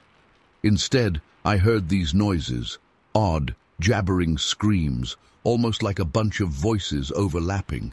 It didn't sound human or animal in any way I understood. It was high-pitched, frantic, and weirdly garbled. It shot right through my ears and into my gut, putting me on edge in a way I'd never experienced before. I've heard distressed animals and I've heard angry bears, but this was something else, like a language that wasn't meant for me. I stood there, rifle still raised, feeling my body tense up. My breathing got shallow, and I realized my palms were sweating even in the cold. Suddenly, something huge moved across that clearing. It ran upright on two legs, covering ground so fast it seemed impossible. It was tall, at least 8 feet, maybe more. It was covered in dark hair, not shaggy like a bear's, but thick, and it had this powerful build that reminded me of a heavyweight boxer. The shoulders were massive, the arms long, and the way it ran just wasn't like anything I'd ever seen. It wasn't loping like a bear trying to move on 2 legs, and it didn't look clumsy. It looked natural, smooth, like it was meant to be upright. In that split second, I caught it in my field of vision. I knew I was looking at something I shouldn't be seeing. It wasn't an elk, it wasn't a bear, and it sure as hell wasn't a man in a suit. There was a presence about it that made my blood run cold. I could feel its weight through the ground somehow, like every step it took vibrated through me. And the noises, the jabbering, kept going, like it was calling out to something else. That's when I realized I might have hit something else with my shot. Maybe I wounded one of them. Maybe I shot at something I was never supposed to see, and now I was standing there completely exposed. I tried to force myself to stay calm, to think rationally. My instinct was to run, but I was too scared to move. I just kept staring into that tangle of brush and trees, trying to catch another glimpse. The creature had vanished into the vegetation almost as quickly as it had appeared, but the noises didn't fade. If anything, they seemed to come from all around me. It was like the whole forest had come alive with these bizarre voices, this chattering that made no sense. My chest felt tight, and I started to worry I wouldn't be able to breathe if I didn't get out of there. The wind shifted, and I caught this weird smell, musk and sweat, but also something rotting. It wasn't a strong odor, just faint, but it was enough to make me scrunch my nose. I tried to steady myself and at least move back a few steps. Every bit of my hunting experience told me that if you're not sure what's out there, you don't stick around. But I had this lingering thought. What if I just shot something unknown, something no one would believe existed, and now it was not alone? That was the thought that really got under my skin. The idea that this thing could have a mate, a pack, or a family lurking in the shadows, surrounding me, made my heart pound so loud I could hear it in my ears. I took a few slow steps backward, keeping my rifle ready, and I kept scanning the woods. I couldn't see anything, just trees, brush, and those faint shapes of branches. But I kept hearing the jabbering. It's hard to describe those noises. They weren't consistent like animal calls. They rose and fell, sometimes seeming to come from one direction, sometimes from another. It made me feel dizzy and disoriented, like I couldn't trust my own ears. I've spent countless hours in forests, and I know the sounds animals make.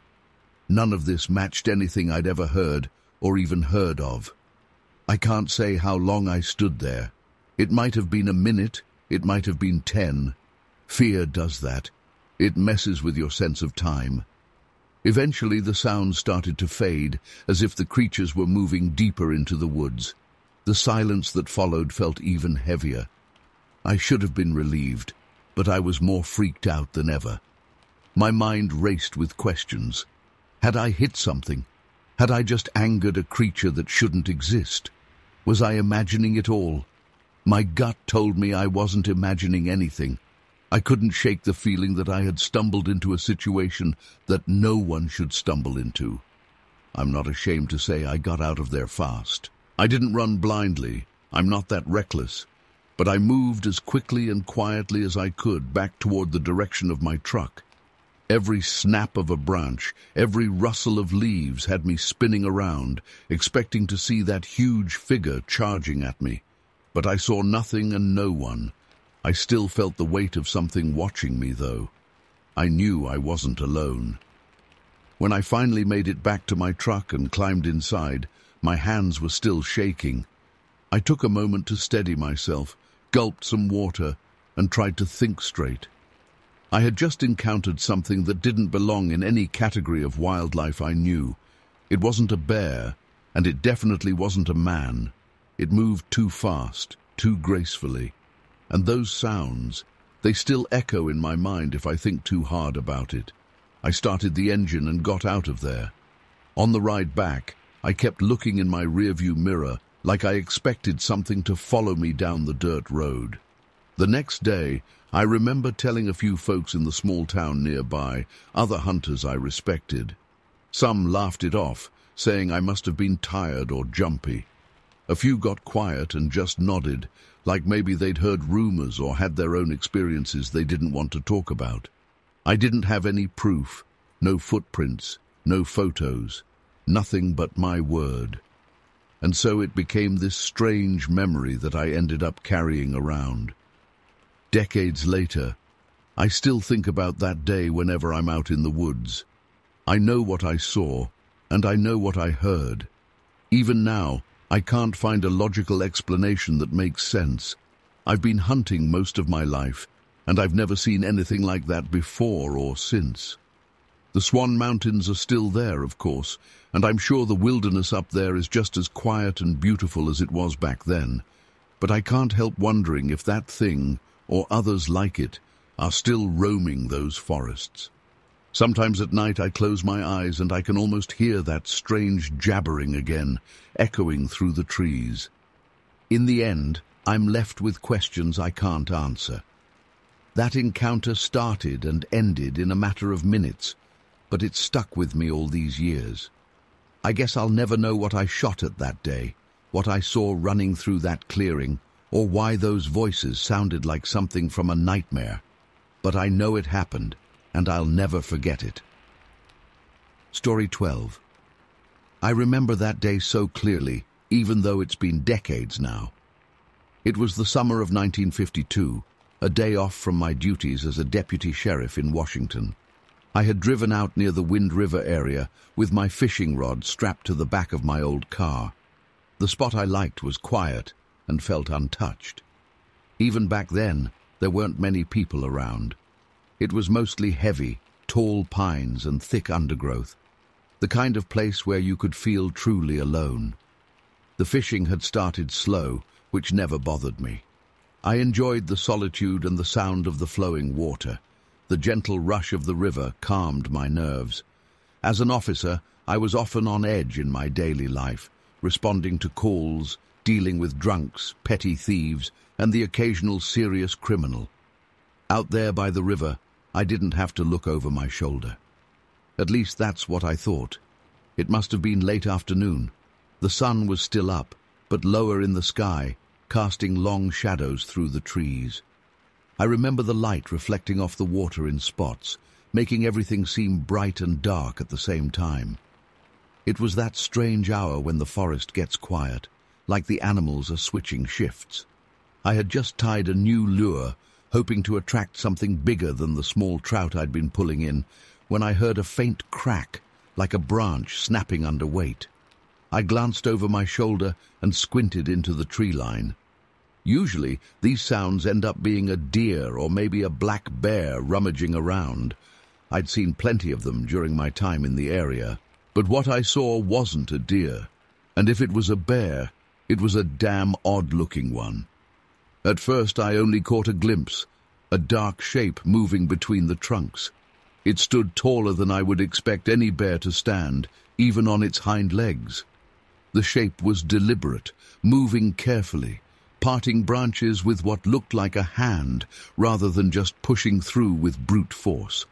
I stood still with my rod in hand, heart thumping in my chest. I wasn't exactly scared at that moment, just extremely alert. The forest had gone very quiet. I could hear my own breathing and the rushing of the river behind me. I slowly turned my whole body toward the tree line, trying not to startle whatever it was.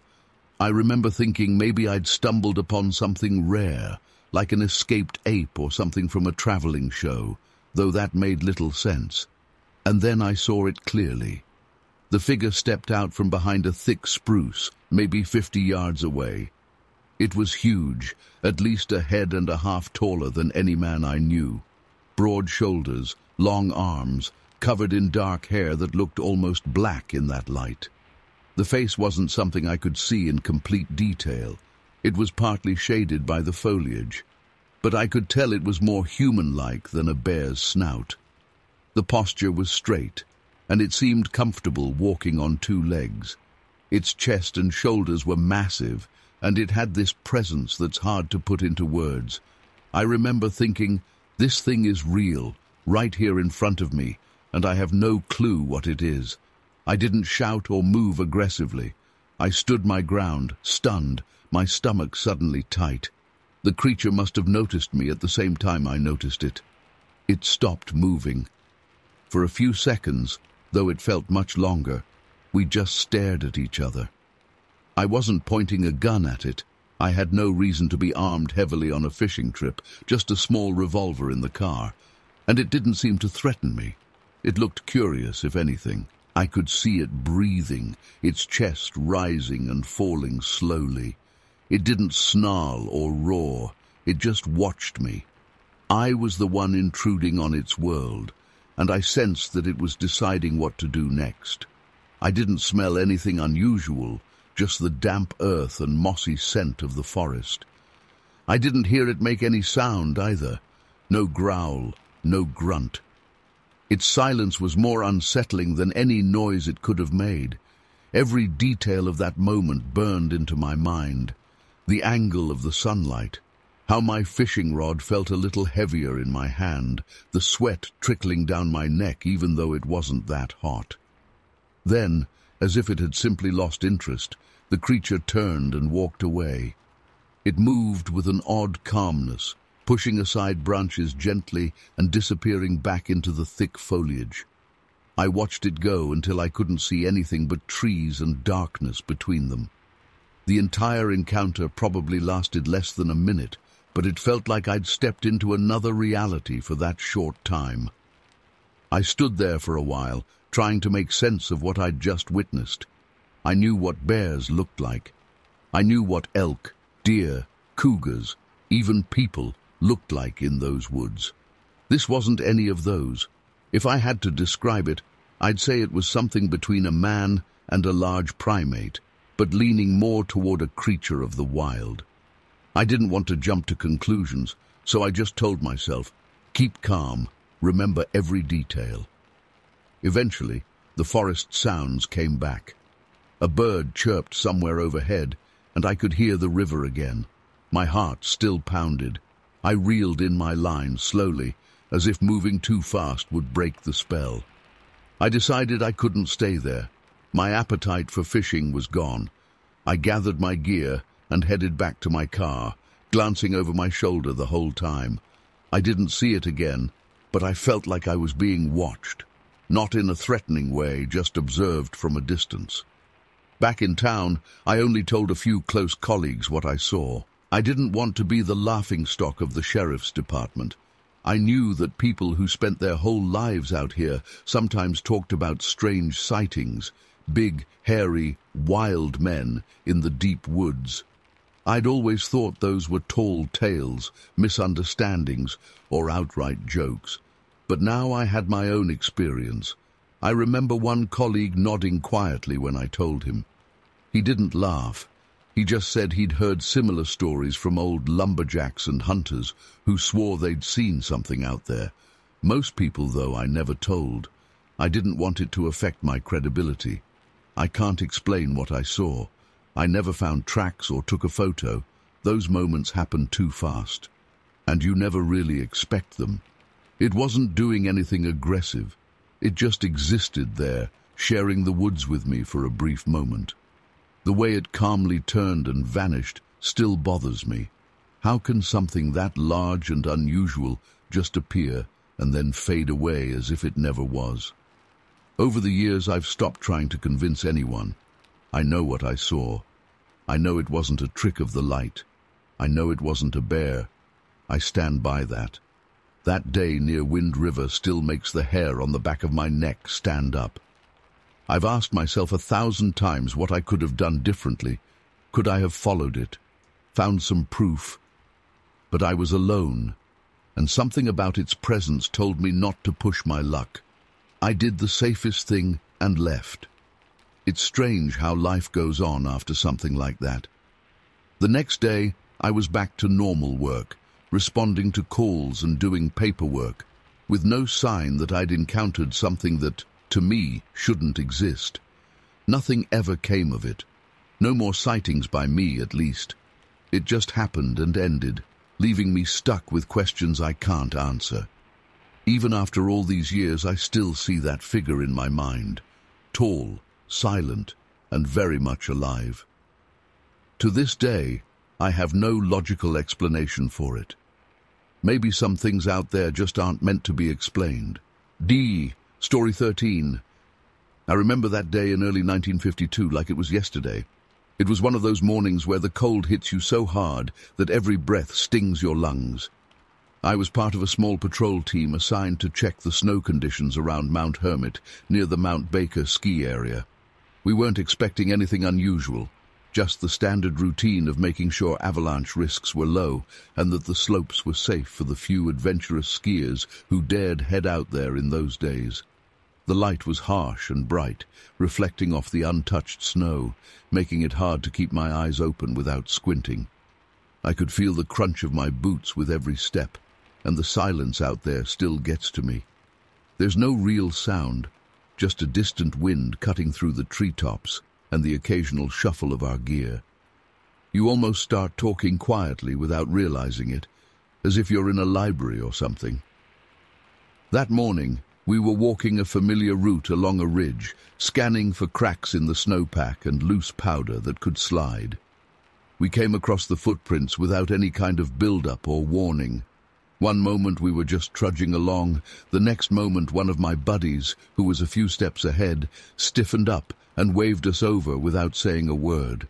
I remember feeling confused. He wasn't the type to overreact. When I reached his side, I noticed these massive indentations in the snow. They looked like giant human footprints, but no human feet should be that big.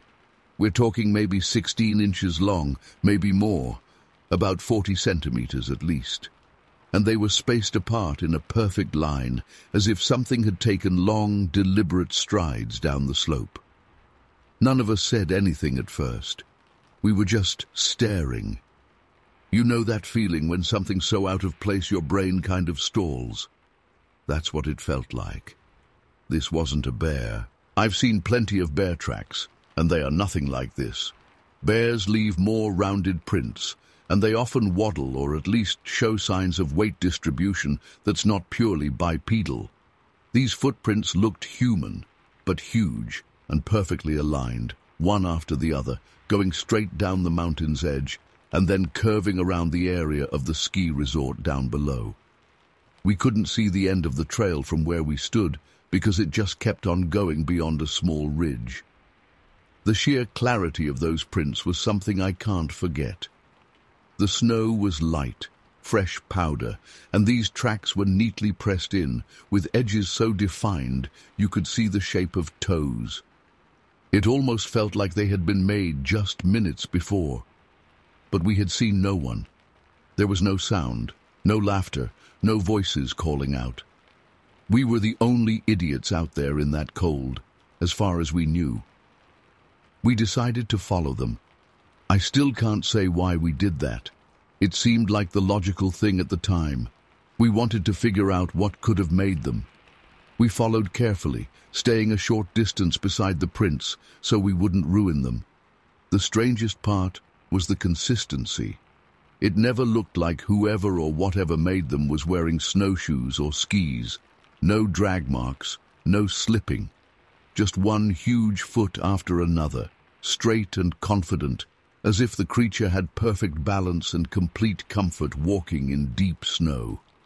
I felt uneasy almost immediately. It's hard to describe. It was like an instinct telling me something was off, something bigger than a simple oddity. I kept glancing around, expecting to see a tall, heavy man in some kind of bizarre costume. Maybe a prankster. But at that altitude, in those conditions, it would have been suicidal to wander barefoot or in some weird setup. And we knew most of the folks around there. Nobody was known for pulling stunts like that. Besides, these prints were too perfect, too natural in their rhythm, as if they belonged to something that had always walked that way. We walked for quite a while, maybe half a mile, keeping track of these footprints. The wind started picking up, blowing loose snow across them, making it harder to see their original shape. I remember feeling frustrated and nervous, like we were on the edge of discovering something we weren't supposed to. A part of me wanted to stop following them. Another part felt drawn in, like I had to know where they led. The footprints took a turn, skirting around a section of the ski area that hardly anyone used. It was steep and hidden behind a line of pines.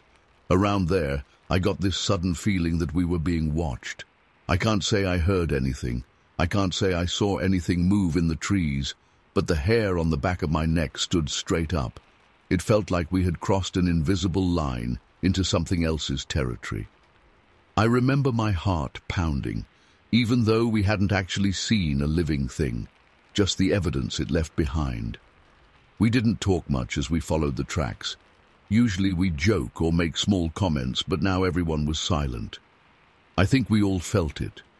It was like we were trespassing on something we couldn't understand.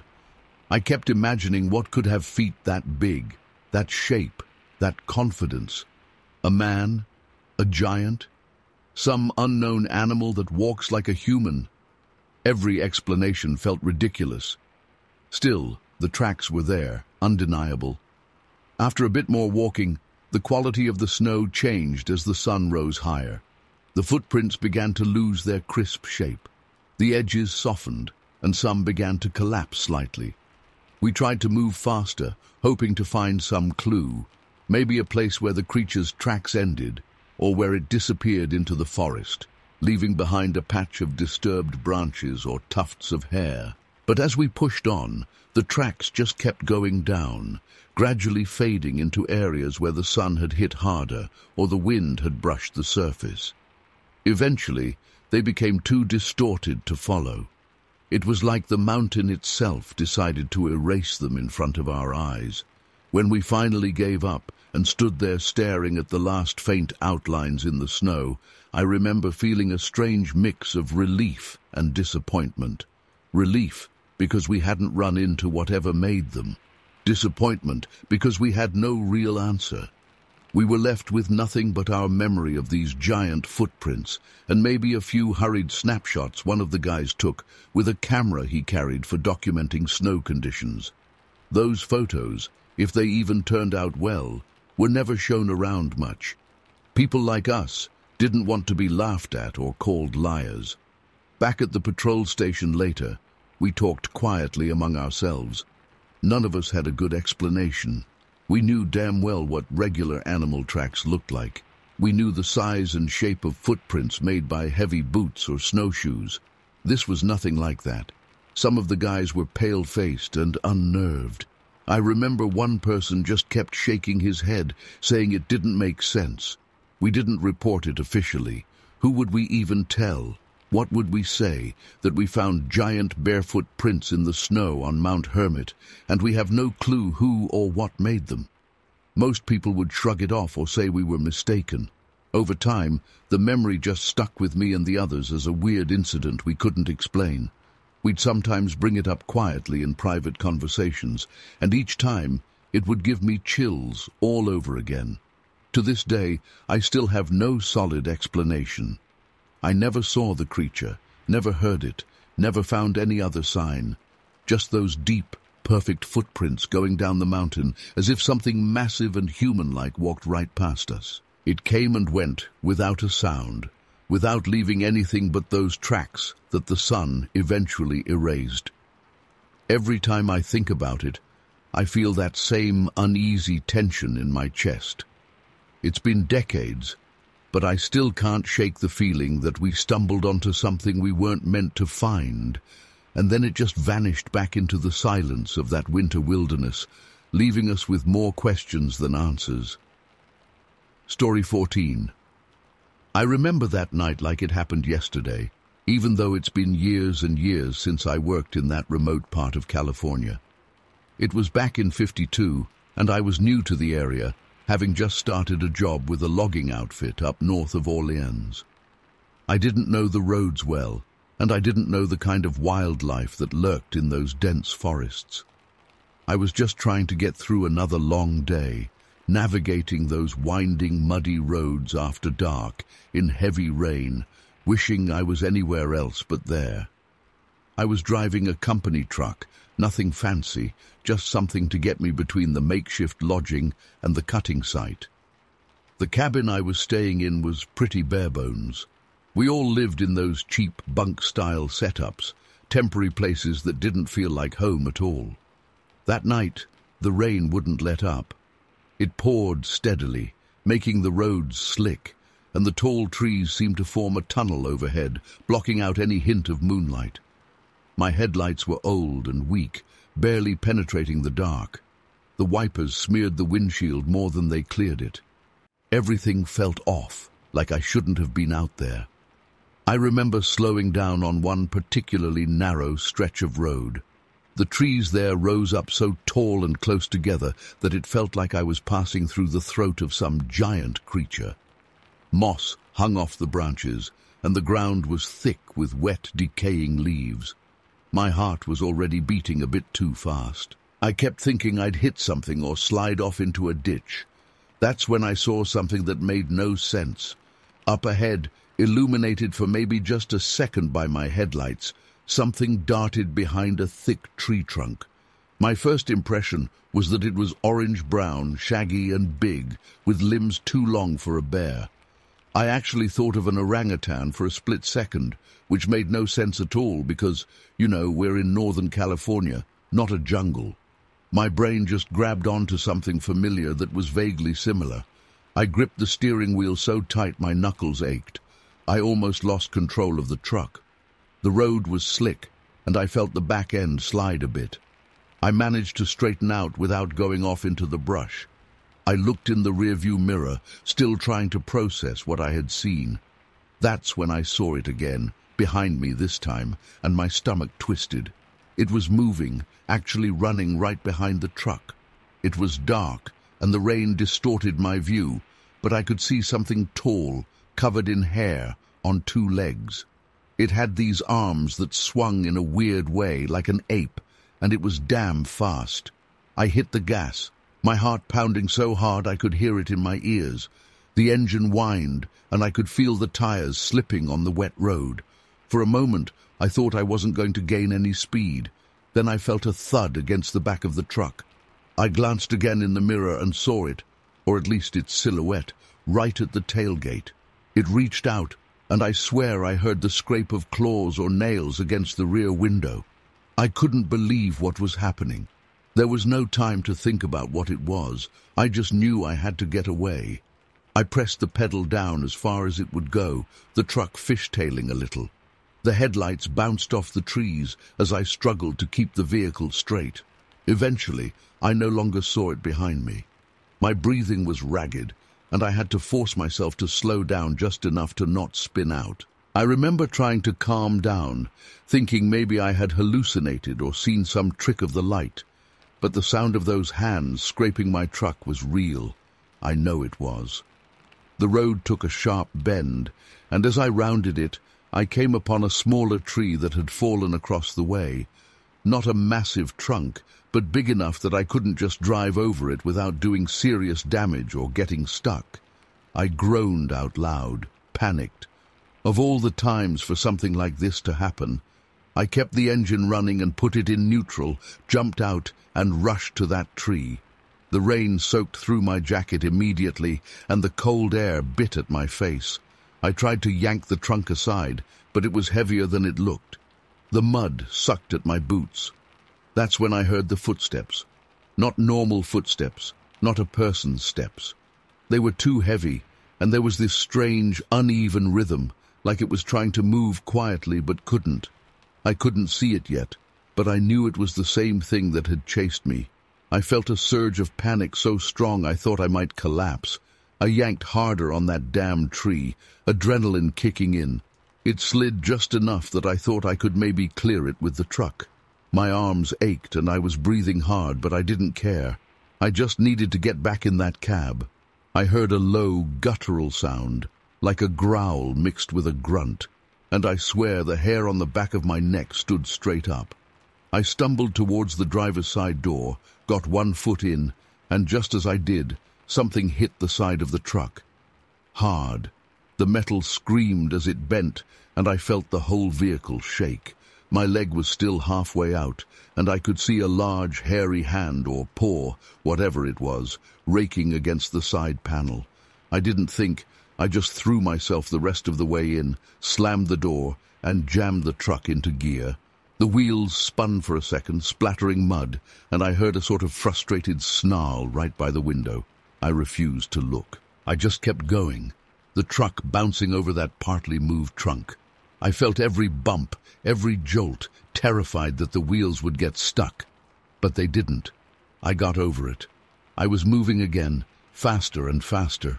The creature, whatever it was, gave a cry behind me, a sound that's hard to describe. Part scream, part howl. It cut right through the noise of the engine. I've never heard anything like it before or since. I didn't stop until I reached a more open stretch of road, where the trees weren't so close. I pulled over, shaking, and finally forced myself to look at the damage. The front grille was bent out of shape, and the side of the truck had these deep scratches, 3 or 4 long gouges that looked like something huge had tried to grip it. I stood there in the rain, my clothes soaked, my heart still thudding in my chest, trying to convince myself I had seen a bear. But I knew bears. Bears don't run upright like that, and they sure don't have arms that look like a stretched-out ape's arms. The next day, I told a friend from the logging crew what had happened. I don't think he believed me at first. He said I was tired, maybe I hit a branch, maybe a bear did it without me noticing properly. But I dragged him back there, to that same spot in the morning light. The road was still muddy, and we found these strange prints where something heavy had stood. They weren't hoof prints, not paw prints like a normal animal. They looked more like giant, wide footprints with toes, but larger than any human foot I've ever seen. And on the trunk of a nearby tree, we found fresh scratches, deep marks like something with hands, big hands, had tried to steady itself or climb it. The guy just stared at them. He said maybe a bear's claws could do that, but he looked uneasy. We both knew bears don't leave prints that look like giant bare feet, and bears don't scream like what I heard that night. I never got any solid evidence beyond those prints and the damage to the truck, and I knew no one would give me much credit if I started telling people I saw some kind of hairy, ape-like creature running after my truck on a logging road in the middle of the night. I told a few other workers, and some warned me not to drive alone at night anymore. Whether they believed me or not, I noticed a few of them started avoiding those late runs along the same route I'd taken. I can't blame them. Even now, I can't explain what I encountered. It wasn't a prank. No human could run like that, and no human hand could leave scratches that deep in steel. And if you'd heard that scream, you'd know it wasn't human. I've heard all the talk over the years, people saying there's some kind of big, hairy man-ape lurking in the forests of the Pacific Northwest. Back then, I had never heard much about it, but after what I went through, I believe something's out there. I don't know what it wants or why it appeared that night, but I know I was lucky to get away. I still think about it sometimes. The memory hasn't faded much.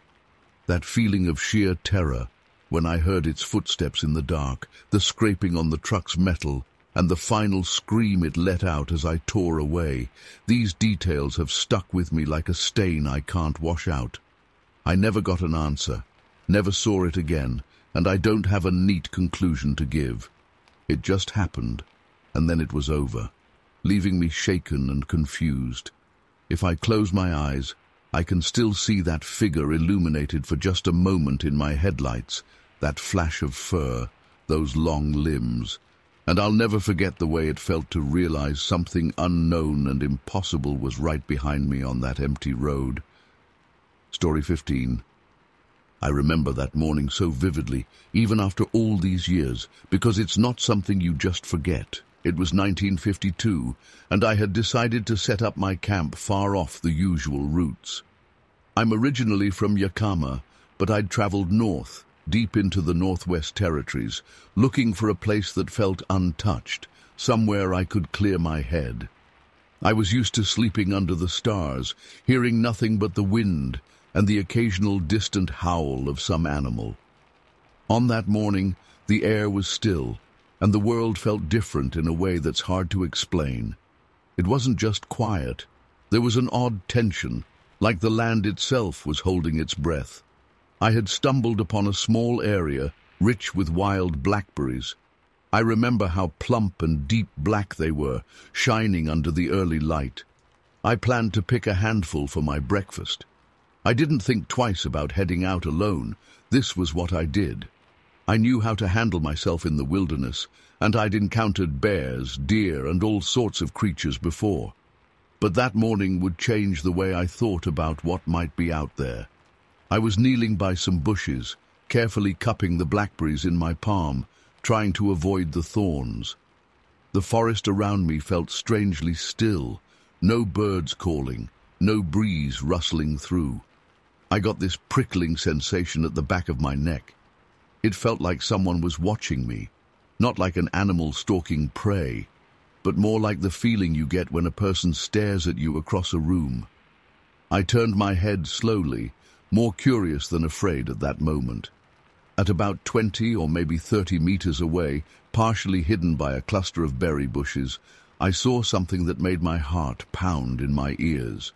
It was tall, extremely tall. I've seen bears stand on their hind legs. I know what that looks like.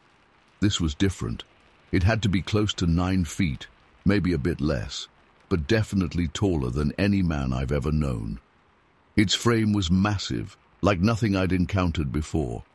Covered in dark, almost black hair, it looked like some huge, bulky figure that wasn't supposed to be there. I remember the broad shoulders and how its arms were long, hanging low, but moving with a certain smoothness. The head was somewhat dome-shaped, and the face was partially obscured by hair, yet I could see those small, dark eyes shining. They looked curious, not aggressive, but there was an intensity to them that rattled me. It was standing next to a bush loaded with blackberries, plucking them with what looked like a huge, leathery hand. The movement was deliberate and almost gentle. There was no clumsy swatting or growling that I would expect from a bear. Instead, it carefully picked the berries and brought them up to its mouth. My first instinct was to freeze, and that's exactly what I did. I froze in place, crouched down, holding a handful of berries that suddenly felt insignificant. I remember thinking, what in God's name am I looking at? We locked eyes for a moment, or at least I was looking into its eyes, and it was clearly aware of me. Its face wasn't quite like a man's, but it wasn't like an ape's either. The features were somewhere in between, more human than I'd have thought possible in a creature that looked so wild. Its chest was broad, the arms thick and powerful, covered in dark hair. But the calmness is what struck me. It didn't charge. It didn't snarl. It didn't run off immediately. It just stared back, as if caught off guard, just like I was. I can't say how long that moment lasted. Maybe a few seconds, maybe a full minute. My heart felt like it would jump out of my chest, and I was torn between terror and an odd sense of awe. I wanted to run, but I also wanted to keep looking because I knew if I looked away, it might vanish like a dream, and I'd always wonder if I'd imagined it. But it didn't vanish instantly. It took a step back, very slowly, no sudden moves, and then another step. The bushes rustled softly as it moved. I remember the sound of those leaves, such a gentle, whispery sound, standing out in the heavy silence around us. Then it slipped behind those bushes and I lost sight of it. There was no roar, no growl, nothing dramatic, just silence, except for my own breathing and the quiet rustle of leaves as it moved away. I sat there, crouched, listening like a frightened animal. Eventually I heard nothing. It was as if the forest had decided to swallow it whole, leaving no trace. I know how this sounds. Believe me, I know. That's why I've always been hesitant to talk about it. Most people would call it a bear. They'd say I must have been exhausted or maybe caught a glimpse of something ordinary and twisted it in my mind. But I know what a bear looks like when it stands. I know how a bear moves. This thing was different. It moved with a purpose and a caution, not like a curious animal, but like something aware that I could be dangerous too. Its eyes weren't the eyes of a dumb beast. It recognized me, I'm sure of it. It recognized me as something like itself, but not the same. When I got back to my camp, I was shaking so badly I had to sit down. I couldn't even light the small stove I carried. My hands wouldn't stop trembling. I remember that I spent the rest of the day looking over my shoulder, every crack of a branch making me jump. I didn't dare go back to that berry patch. I just stayed close to my tent, listening to the wind and the empty quiet. Nothing came near me for the rest of the day. It was as if everything had decided to leave me alone. I didn't see it again. It never made another sound. After a few hours, when I calmed down a bit, part of me wanted to head back and look for tracks, some proof that I wasn't losing my mind. But I just couldn't do it. The feeling in my gut told me to stay put. Eventually, I packed up and left the area earlier than I had planned. I knew that I wouldn't be able to relax there anymore.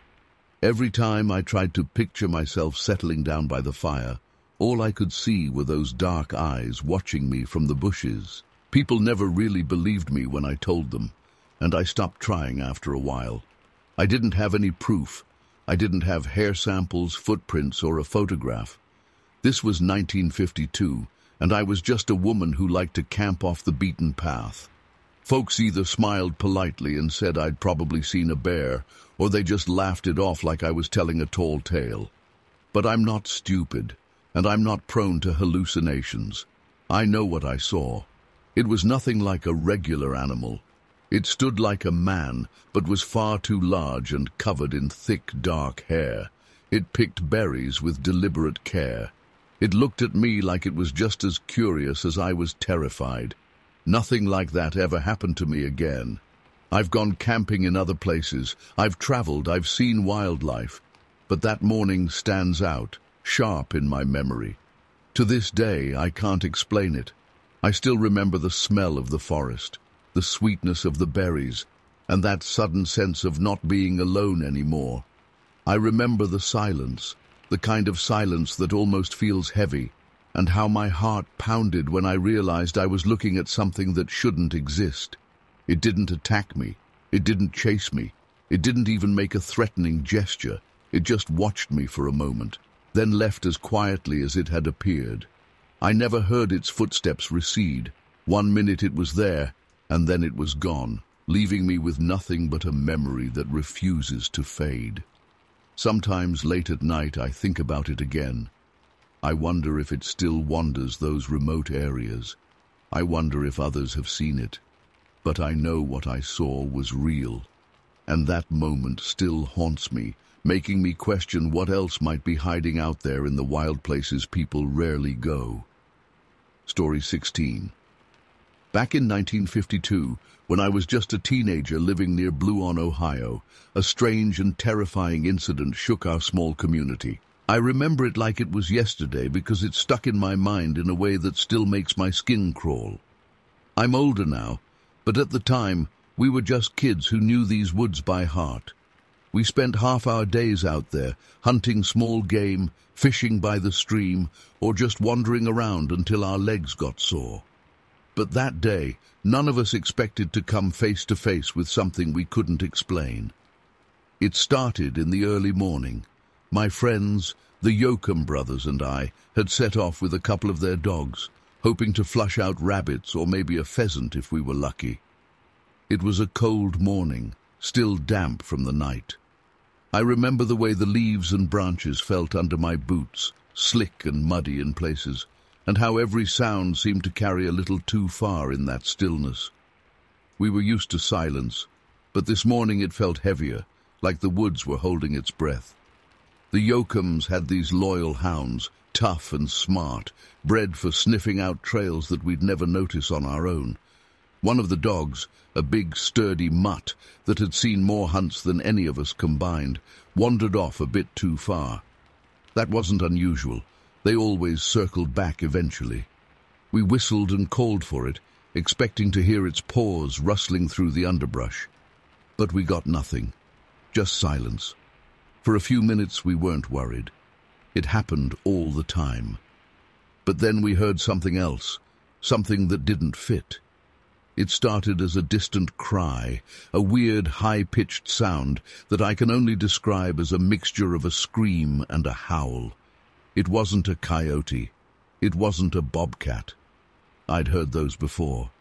This was different, sharper, more desperate, and it made my heart pound faster. The Yokam brothers froze, looking at each other with wide eyes. I remember the younger one's face going pale as a sheet. I've never seen him look scared before or since, but that sound put fear in all of us. It wasn't a sound made by anything we knew lived out there. We moved quickly toward where we'd last seen the dog. I could hear my own breathing and the crunch of dead leaves under our boots. The woods felt wrong somehow. Normally there were birds singing, maybe the distant crack of a branch, but now it was like every animal had vanished. Even the wind seemed to hold back. When we reached a small clearing with some broken logs and tangled roots, we found the dog. The sight of it still turns my stomach. The dog lay there, limp, its neck twisted at a terrible angle. There were no bites, no claw marks, no blood splattered around. Just a broken neck, as if something had grabbed it and snapped it in one swift motion. The Yokams knelt beside their dog, stunned and angry and confused. I stood back, scanning the tree line, fighting the urge to run.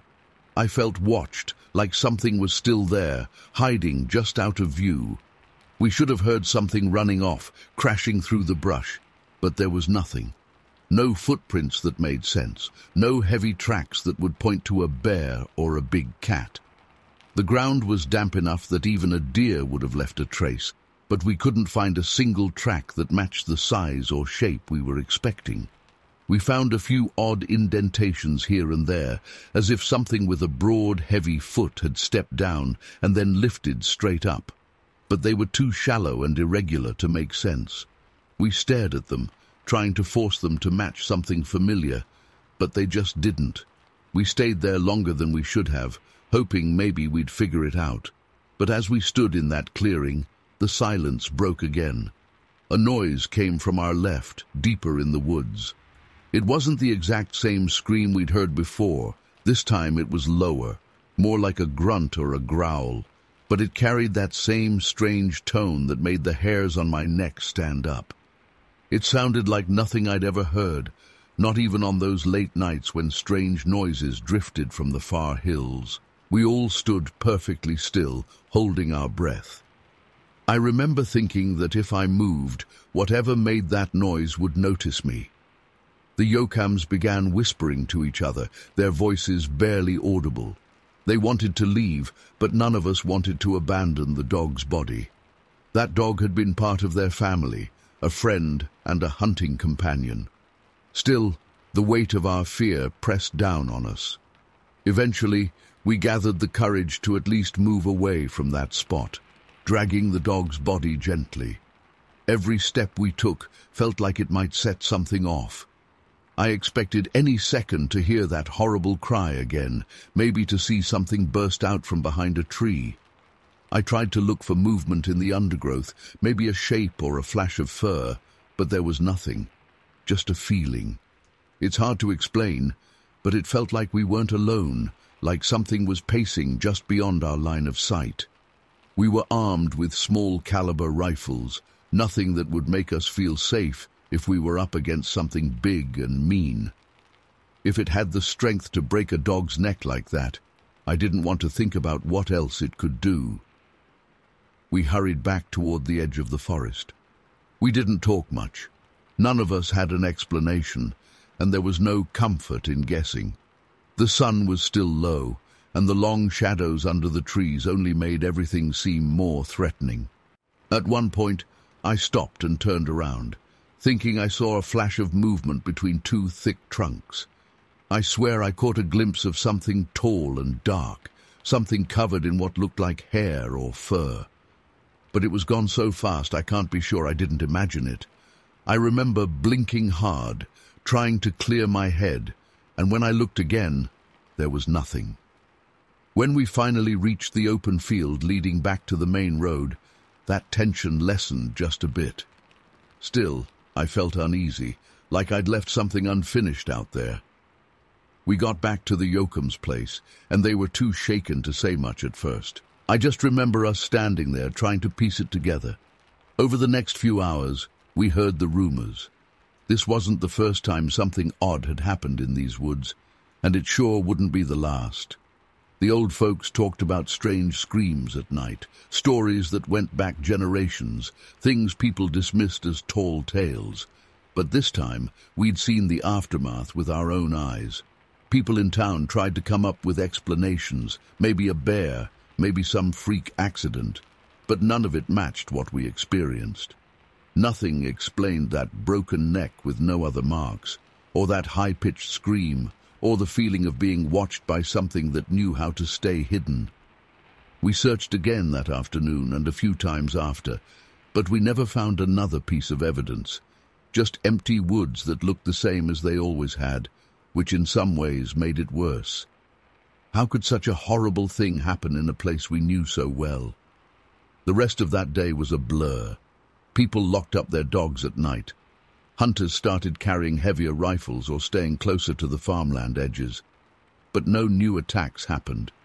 Everything just went back to normal, or at least it looked like it did. Inside, though, we were all changed. We knew something lived out there that didn't fit into any category we understood.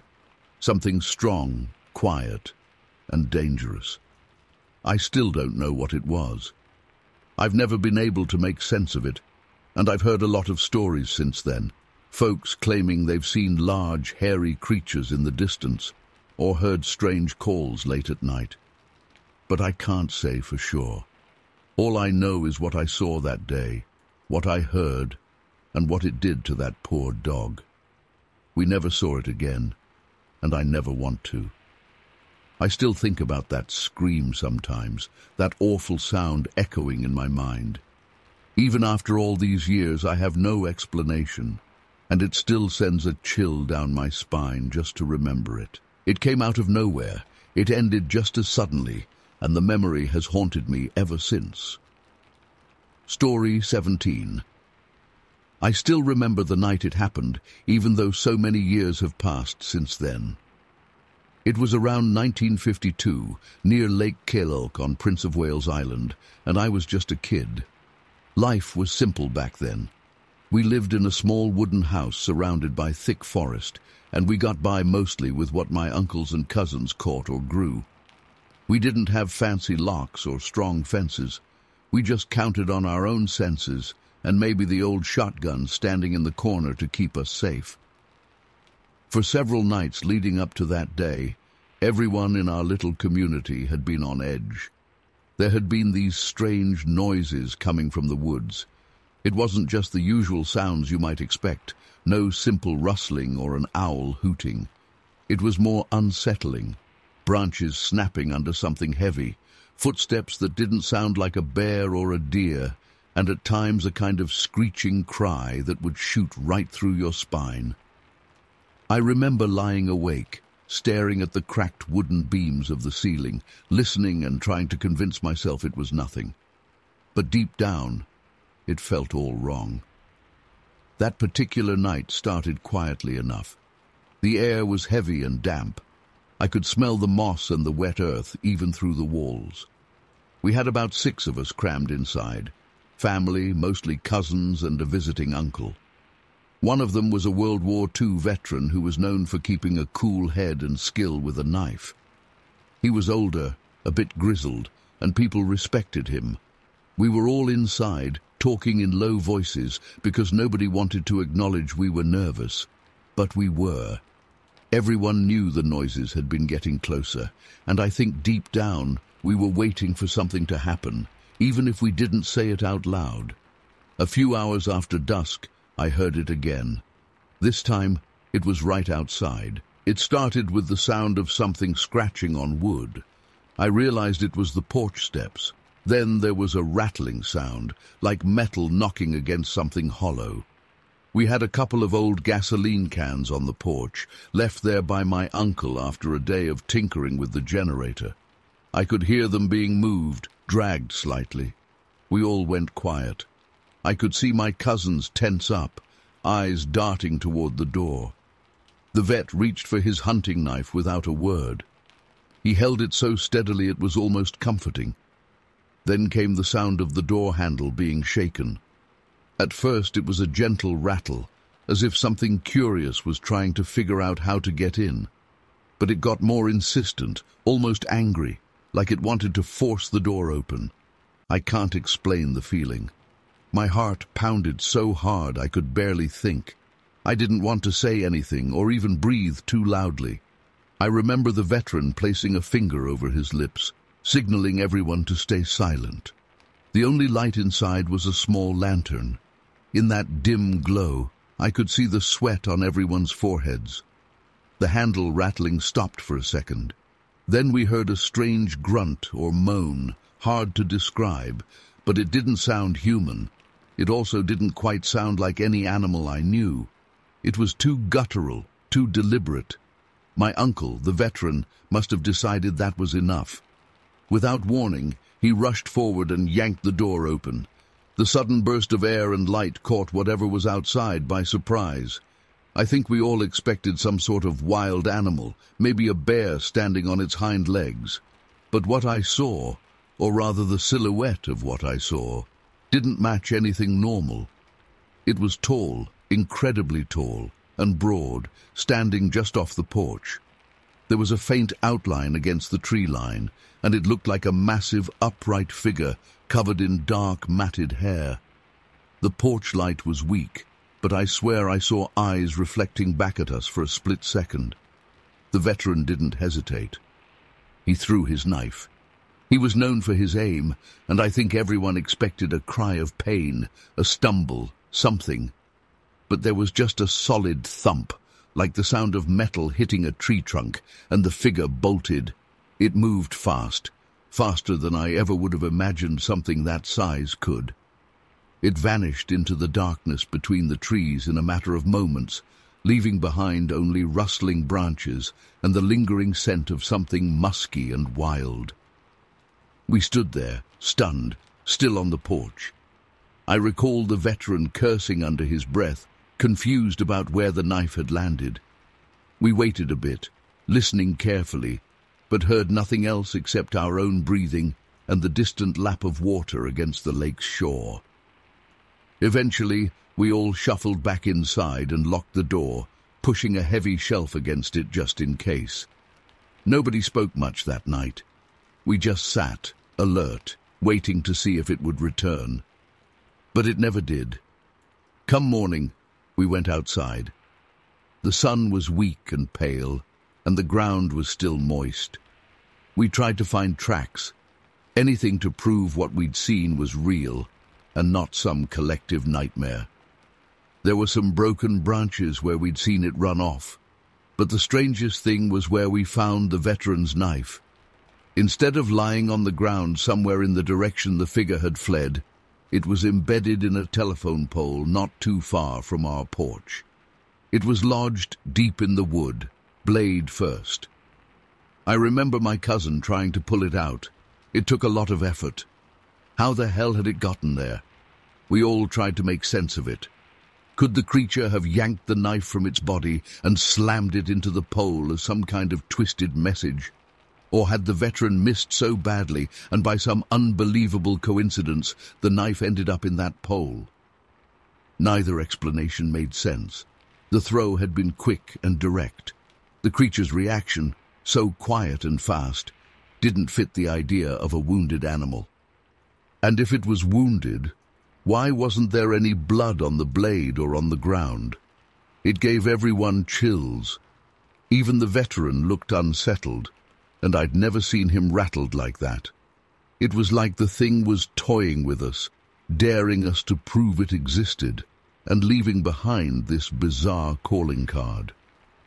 After that morning, the atmosphere changed. We started taking extra precautions. People double-checked their doors and reinforced their windows. Some put out small traps or makeshift alarms around the yard, tying cans to strings so they'd rattle if something stepped on them. But the creature didn't come back that night, or the next, or the one after that. Over the following weeks, the reports kept floating around. Neighbors had heard similar noises. Some said they'd seen shapes near the tree line, but nothing as direct as what we'd experienced. We'd come face to face with it, or at least as close as anyone had dared. And aside from that one unsettling encounter, it never fully attacked, never truly harmed anyone. It was almost as if it had just been testing our nerves, making sure we knew it was out there. Eventually the sightings tapered off. The nights got quieter. We heard fewer snapping branches, fewer cries. Life returned to the old rhythm, though I think most of us never felt entirely at ease again in that place. When I look back on it now, decades later, I still get a sick feeling in my stomach. I can recall every detail as though it happened yesterday. I can't tell you exactly what we saw that night. Some folks, years later, started using words like Sasquatch or Bigfoot. At the time, I'd only heard hushed local stories about something called acoustica, but I never thought I'd encounter anything like it. And yet, here I am, still unsure how to explain it. I've gone over it again and again in my mind. I've tried to rationalize what happened. Maybe it was a large bear standing oddly upright. Maybe the knife throw was just a freak accident. But it never fits neatly. The memory still unnerves me. All I know is that something out there was watching us, strong enough and smart enough to mess with us and leave us shaken. After that night, we never did see it so close again. It was like whatever strange game it had been playing ended as abruptly as it began. The quiet and the ordinary slipped back into our lives. And I guess that's the most unsettling part. Something so terrifying appeared from nowhere, left its mark on our minds, and then vanished without a trace, as if it were never there at all. I still don't have the answers, and I doubt I ever will. Story 18. I remember it was late afternoon, probably around 4 or 5 p.m. in the summer of 1953. I was alone at Alder Creek in Washington, not too far east of the Columbia River. I had gone there to fish for trout, to be honest, because I'd heard rumors you could catch some decent-sized ones if you knew where to cast. Back then, that area wasn't exactly a tourist spot. It was quiet, with these steep canyon walls and clean, rushing water, the kind of place that makes you feel like you're stepping into another time, far away from everything familiar. I had positioned myself near some bushes, just off the main flow of the creek, hoping the calmer water would hold fish. The sound of the rushing current nearby was steady, and I'd grown used to it. The place smelled like wet earth, pine, and moss, and the air was a bit cooler near the water. I remember I was wearing my old brown boots and some cargo pants. I'd taken off my jacket and rolled up my sleeves because it was warm that day. The sunlight was filtering through the trees, hitting the water in streaks. I felt good, relaxed, and ready to spend a few hours just quietly casting my line. I had just set my line in the water, trying not to disturb the surface too much, when I noticed something off. You know how sometimes you catch movement in the corner of your eye, and you're not sure if it's just a branch swaying or an animal sneaking around? That's what happened. Across the creek, maybe 20 or 30 feet away, in a slightly elevated spot, about 8 feet above the water level, I saw something dark. At first I thought it might be a bear, because we had them out there. But this thing was standing too upright, too still. When I focused my eyes, I realized it was massive, at least 8 feet tall, and covered in dark, thick hair. Not just a bit of hair. This thing was coated from head to toe, like some gigantic muscular man wearing a full-body fur suit. I stopped breathing for a second. My heart started pounding in my chest so hard I could feel it in my ears. I didn't know what to do. I was holding my fishing rod, line still in the creek, and just staring at this creature. It wasn't moving aggressively. It wasn't growling or making any noises. Actually, it was incredibly quiet. It just stood there, partially concealed by the vegetation, but not completely hidden. It was like it wanted to be seen, or at least didn't mind me seeing it. My mind raced. I'd heard the old native stories. Some rumors passed around about hairy, wild men deep in the forests, but I'd never put any stock in them.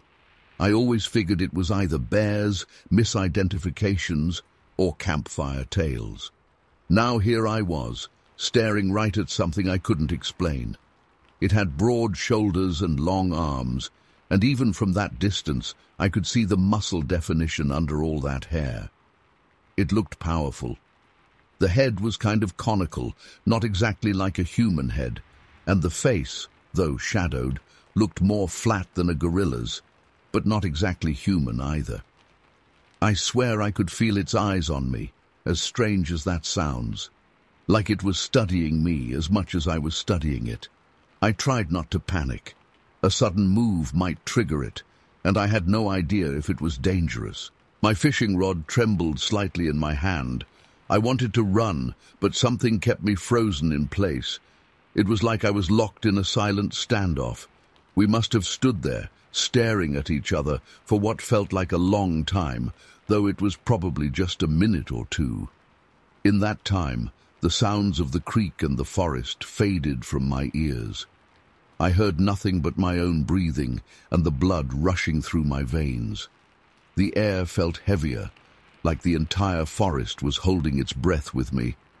I shifted my weight very slowly, taking a tiny step to the left. I wasn't sure why, maybe to get a better angle, maybe to see if it would react. The creature tilted its head to the side when I moved, as if curious. It didn't rush at me, didn't snarl or anything. Its calmness made me even more uneasy. I expected fear or aggression from a large animal, but this felt different. It felt intelligent, like it was trying to figure out what I was doing there. I was terrified of making the wrong move. I decided against approaching because if this thing was wild and protective of its territory, getting closer could trigger something bad. But I also didn't want to turn and run like a prey animal. Eventually, I pretended to lose interest.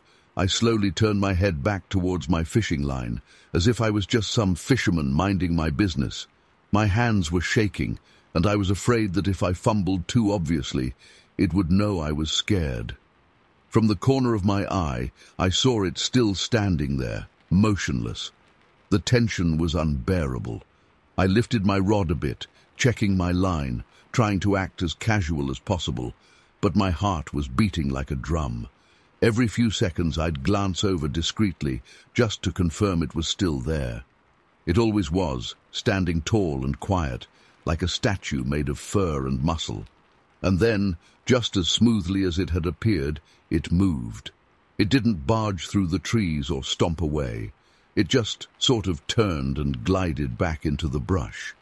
The movement was so fluid, so surprisingly graceful for something that big. I expected to hear branches snapping, heavy footsteps, something, anything, to confirm it was real. But it disappeared into that dense greenery like a ghost. Not a single loud crack or thump. It just vanished. I stood there, unable to move. I felt like I had to confirm what just happened, but there was nothing left to see. The spot across the creek was just leaves, branches, and slope. I didn't realize I'd been holding my breath until I finally exhaled. My knees felt weak. I rolled up my line, packed my gear, and headed back to my small camp where a couple of my buddies were staying.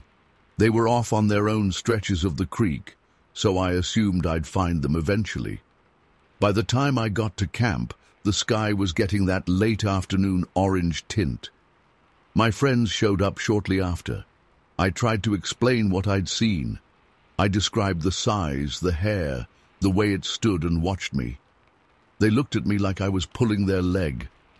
One of them laughed and said I must have seen a bear standing on its hind legs, maybe sniffing the air. Another shrugged and asked if I was feeling okay, maybe too much heat, or if I'd had a nip of something stronger than coffee. I insisted I was sober and serious. I didn't want to come off as crazy, but I couldn't just pretend I hadn't seen it. Another friend, who had some interest in old stories, asked if maybe it was one of those wild men people talk about. He sounded half joking, half intrigued, but nobody seemed to take it too seriously. Eventually, we just dropped the subject, and I spent the evening sitting by the campfire, still rattled. I remember looking into the darkness beyond the trees, wondering if it was still out there, watching us. I never saw it again. We stayed for a few more days, but I never caught another glimpse of anything like that. No strange noises at night, no footprints that we noticed, nothing. Just that one single encounter. For a long time after that, I tried to piece it together in my mind. I never came up with a solid explanation. It didn't feel like a bear. Bears don't stand that still, sizing you up like that, and they certainly don't vanish into the foliage without a sound. Could it have been a person in a suit, pulling a prank? But we were miles from any road or well-traveled trail, and this thing was massive and looked incredibly real. The hair, the muscles, the shape of its face, I can still picture it so clearly. It wasn't bulky like a man wearing fake fur. It was lean, powerful, natural. There's no way someone could pull off a costume that convincing in the middle of nowhere in 1953. And why would they even try? Years later, I heard more rumors, more stories from people who claimed to have seen large, hairy creatures in remote forests. Some call it Bigfoot, Sasquatch, or the wild man of the woods. Whatever I saw, it fit those descriptions too well to ignore. But at the time, we didn't have a neat name for it.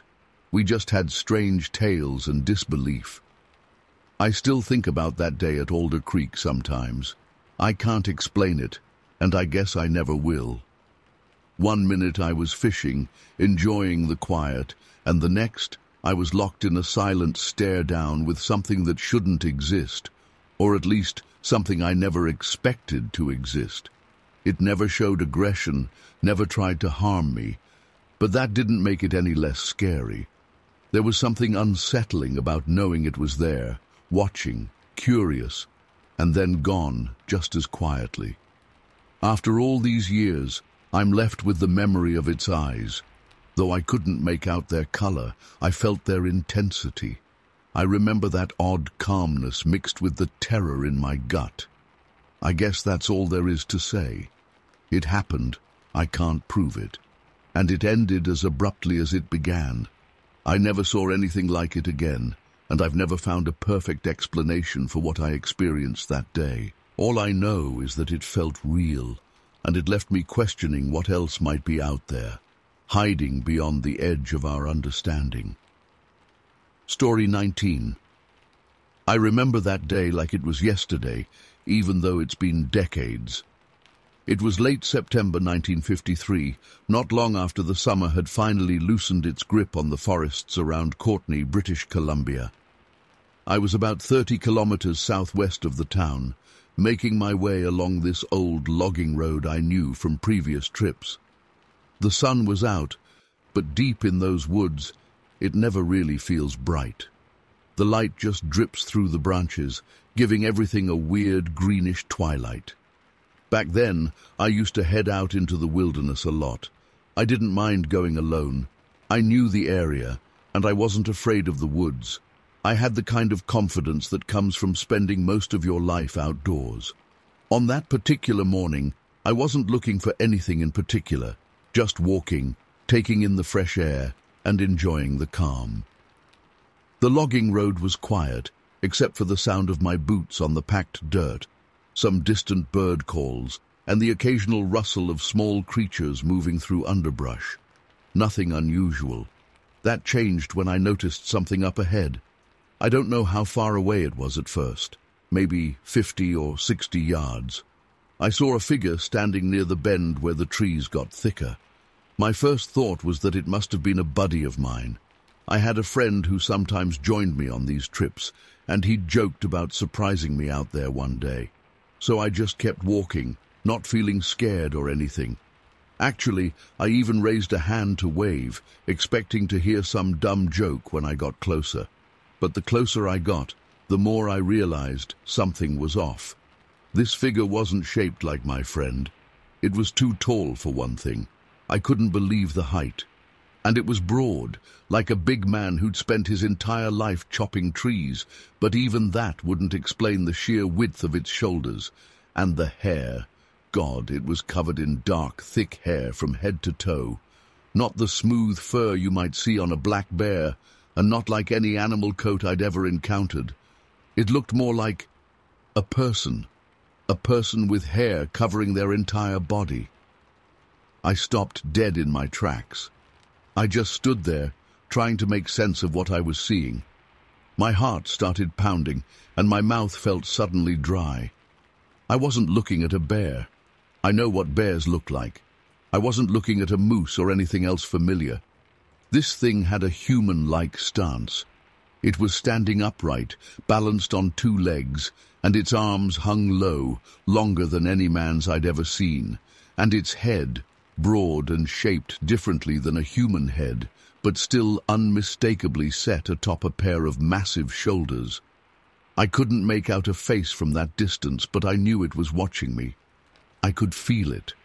I think it must have realized I'd seen it, because after a few seconds it started to move away.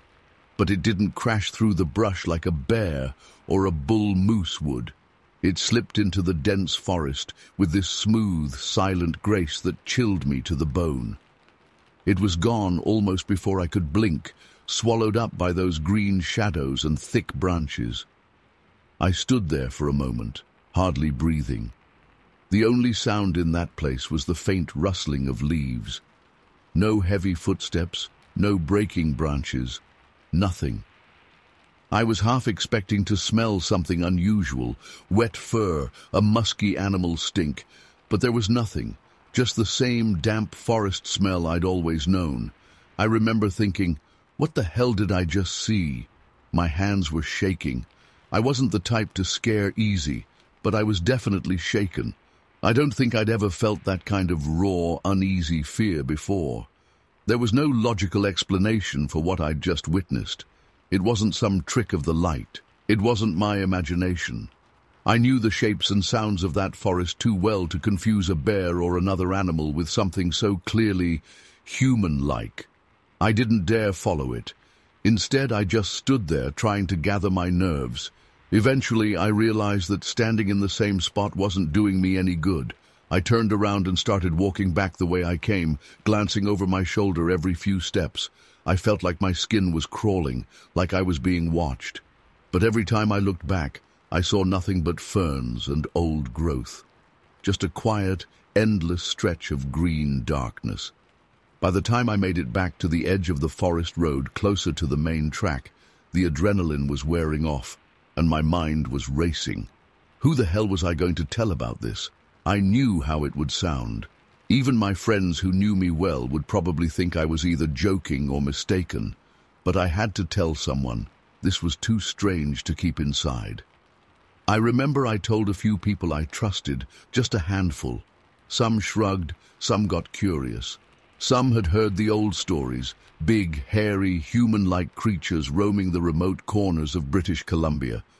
But no one could give me an explanation that made sense. It turned into one of those whispered things that people seem interested in, but don't really want to believe.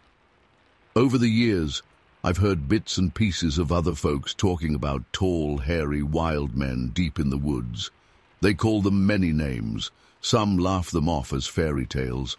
But I can tell you what I saw that day was no tall tale. I've hunted in those forests, fished in those streams, tracked animals, watched wildlife my entire life. I've never seen anything like that before or since. It moved with a kind of intelligence, something that said, I know what you are, and you don't know what I am. That's what scared me the most. I never got any closure. I never found footprints I could show around, never took any photographs, never got any proof. I guess I could have gone back the next day, poked around for tracks, maybe found a clue, but I didn't. I just couldn't bring myself to return to that exact spot. It felt like a place I wasn't supposed to be, like I'd stumbled onto something that didn't want to be found. And that's it, really. The memory has stuck with me all these years. I still don't know what I saw, and I doubt I ever will. It came and went in a matter of minutes, just enough time to rattle me and leave me wondering. Even now, thinking about it, I get this uneasy feeling. Whatever it was, it's out there.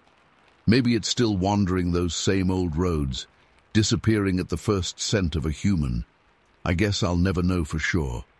I only know what I saw that day in September 1953, deep in the forest near Courtney.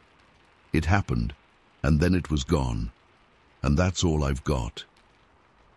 Story 20. I don't talk about this often, but something happened back in 1953, near Napa Valley in Washington, that I've never fully shaken off.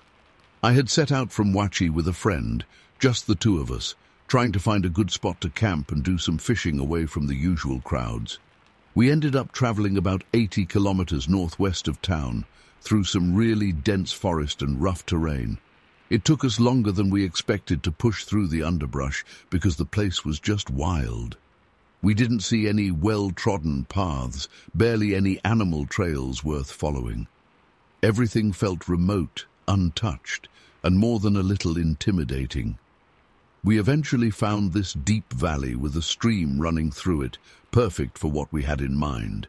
There were sheer rock walls around and a thick canopy above that blocked out a lot of the sky. The only sound was water against stones and the occasional bird. Honestly, I've never felt so cut off from the rest of the world. We set up a small camp by the riverbank, got a fire going, and tried to relax after the rough hike. My back was sore from carrying gear, my legs ached, and I couldn't wait to catch some fish the next morning. There was something about the quiet that made me uneasy, though. I tried to brush it off as just nerves from being so isolated, but it stuck with me. The next morning, I woke up early, maybe just after sunrise. The light was weak, and a slight mist clung to the water's surface. My friend was still inside his tent, and I left him there while I went down closer to the river to see if I could spot any trout in the shallows. As I got closer, I noticed something unusual in the damp earth near the bank. At first, I thought they were just bear tracks. After all, we were in prime bear country, but the shape wasn't quite right. These prints had 5 distinct toes, more like a person's foot, but scaled up way beyond normal size. The width and length were astounding. I've seen bear tracks and even some big boot prints out in the wild, but this was different. It looked human, but huge and heavy. The ground had been pressed down so hard that you could see the edges of the soil pushed up around the print. Whatever made that track had weight and a stride that made the ground feel it. When my friend joined me, we followed these strange footprints for a short distance along the riverbank. We didn't talk much, just pointed and grunted our disbelief. The prints continued until we reached a fallen log that bridged the water, probably a natural crossing point. The footprints led right up to that log and then disappeared on the other side, as if whatever made them had stepped across effortlessly. We tried to see if it landed on the opposite bank, but the soil was rocky and hard, no sign of more tracks. It was like whoever or whatever it was just walked across and vanished. That emptiness where the trail ended made my stomach twist in a knot. It felt like we'd just missed seeing something we really shouldn't be seeing. We didn't know what to do next. We poked around a bit more, looking for hair, scat, any sign of an animal. Nothing. Just those prints in the mud as if placed there on purpose to taunt us. I remember whispering under my breath, "What the hell could that be?" I didn't expect an answer, and I got none. But the forest around us seemed to hold its breath. We tried to laugh it off and say it must have been a trick of the soil or something washed up by the stream, but we both knew how ridiculous that sounded. The shape was too defined, too deliberate. We were rattled, but we tried not to let it ruin the day. After all, we'd come all this way to camp and fish, and we didn't see any immediate danger. No growls, no broken branches, no distant calls, just silence. But that night, things took a turn. We had eaten an early dinner and settled near the fire. I remember the firelight flickering against the rock walls and the smoke drifting straight up because the air was so still. At some point, I got this overpowering feeling that we weren't alone. It's hard to explain. I didn't see anything. I didn't hear anything unusual. Yet every hair on my neck stood up. My friend felt it too.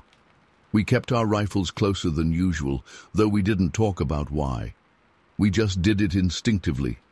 The forest, which had been pretty quiet, felt charged with some kind of tension, like the silence you get just before a storm breaks. Nothing dramatic happened that night. No roars or screams, no shapes looming out of the darkness. But I can tell you that I barely slept. Every time I started to drift off, I'd jerk awake, convinced I heard a branch snap or something move just beyond the light. It was like we were being watched, sized up, but from a place we couldn't see. And that's what scared me the most. The idea that something intelligent and cautious was out there, staying just out of sight, observing us, knowing that we were vulnerable. By the time the first hint of morning light crept into the valley, I was exhausted, and I could tell my friend was too. We exchanged a look that said everything. We weren't staying another night out here. We packed up faster than I think we ever had before, not bothering with a big breakfast. I kept glancing over my shoulder, expecting to see a pair of eyes watching us, or maybe some huge shape in the shadows. But nothing came forward. We hiked back out of that valley with a weird feeling in our chests. I'm not saying I know what left those footprints or what hovered around our camp at night. I'm not saying it was some legendary creature, but I've grown up around these forests, and I know bears, elk, even cougars. This wasn't like any of that. The atmosphere, the strange footprints, the feeling of being watched, it all added up to something that still makes me uneasy even now, after all these years. When we got back to town, we mentioned it quietly to a few folks. Most just shrugged, smiled, and said we must have misread something. A few looked at us thoughtfully, as if they'd heard similar whispers before. I know there are stories out here, old stories, stories people don't like to repeat because they sound crazy. Tales of huge, hairy creatures moving silently through the deep woods, leaving only fleeting evidence behind. But I'm not here to argue with anyone. I'm just saying what happened to us that night was real to me. I felt it. I still feel it sometimes when I'm alone in the woods and the hairs rise on my arms, recalling that quiet valley and the footprints that made no sense. We never found any hard proof, nothing we could show someone else that would make them believe, but the memory sticks. I sometimes wonder what would have happened if we had stayed longer, if we had dared to cross that log and follow where the prints led. Part of me is glad we never did. After we left, it all just faded into the background, like a strange dream you struggle to remember clearly. But it wasn't a dream. It happened, and I still don't know what to make of it. All I know is that the world can get very strange when you step off the beaten path. And sometimes out there, you get the feeling that something is watching, something you're not supposed to find, something you'll never fully understand,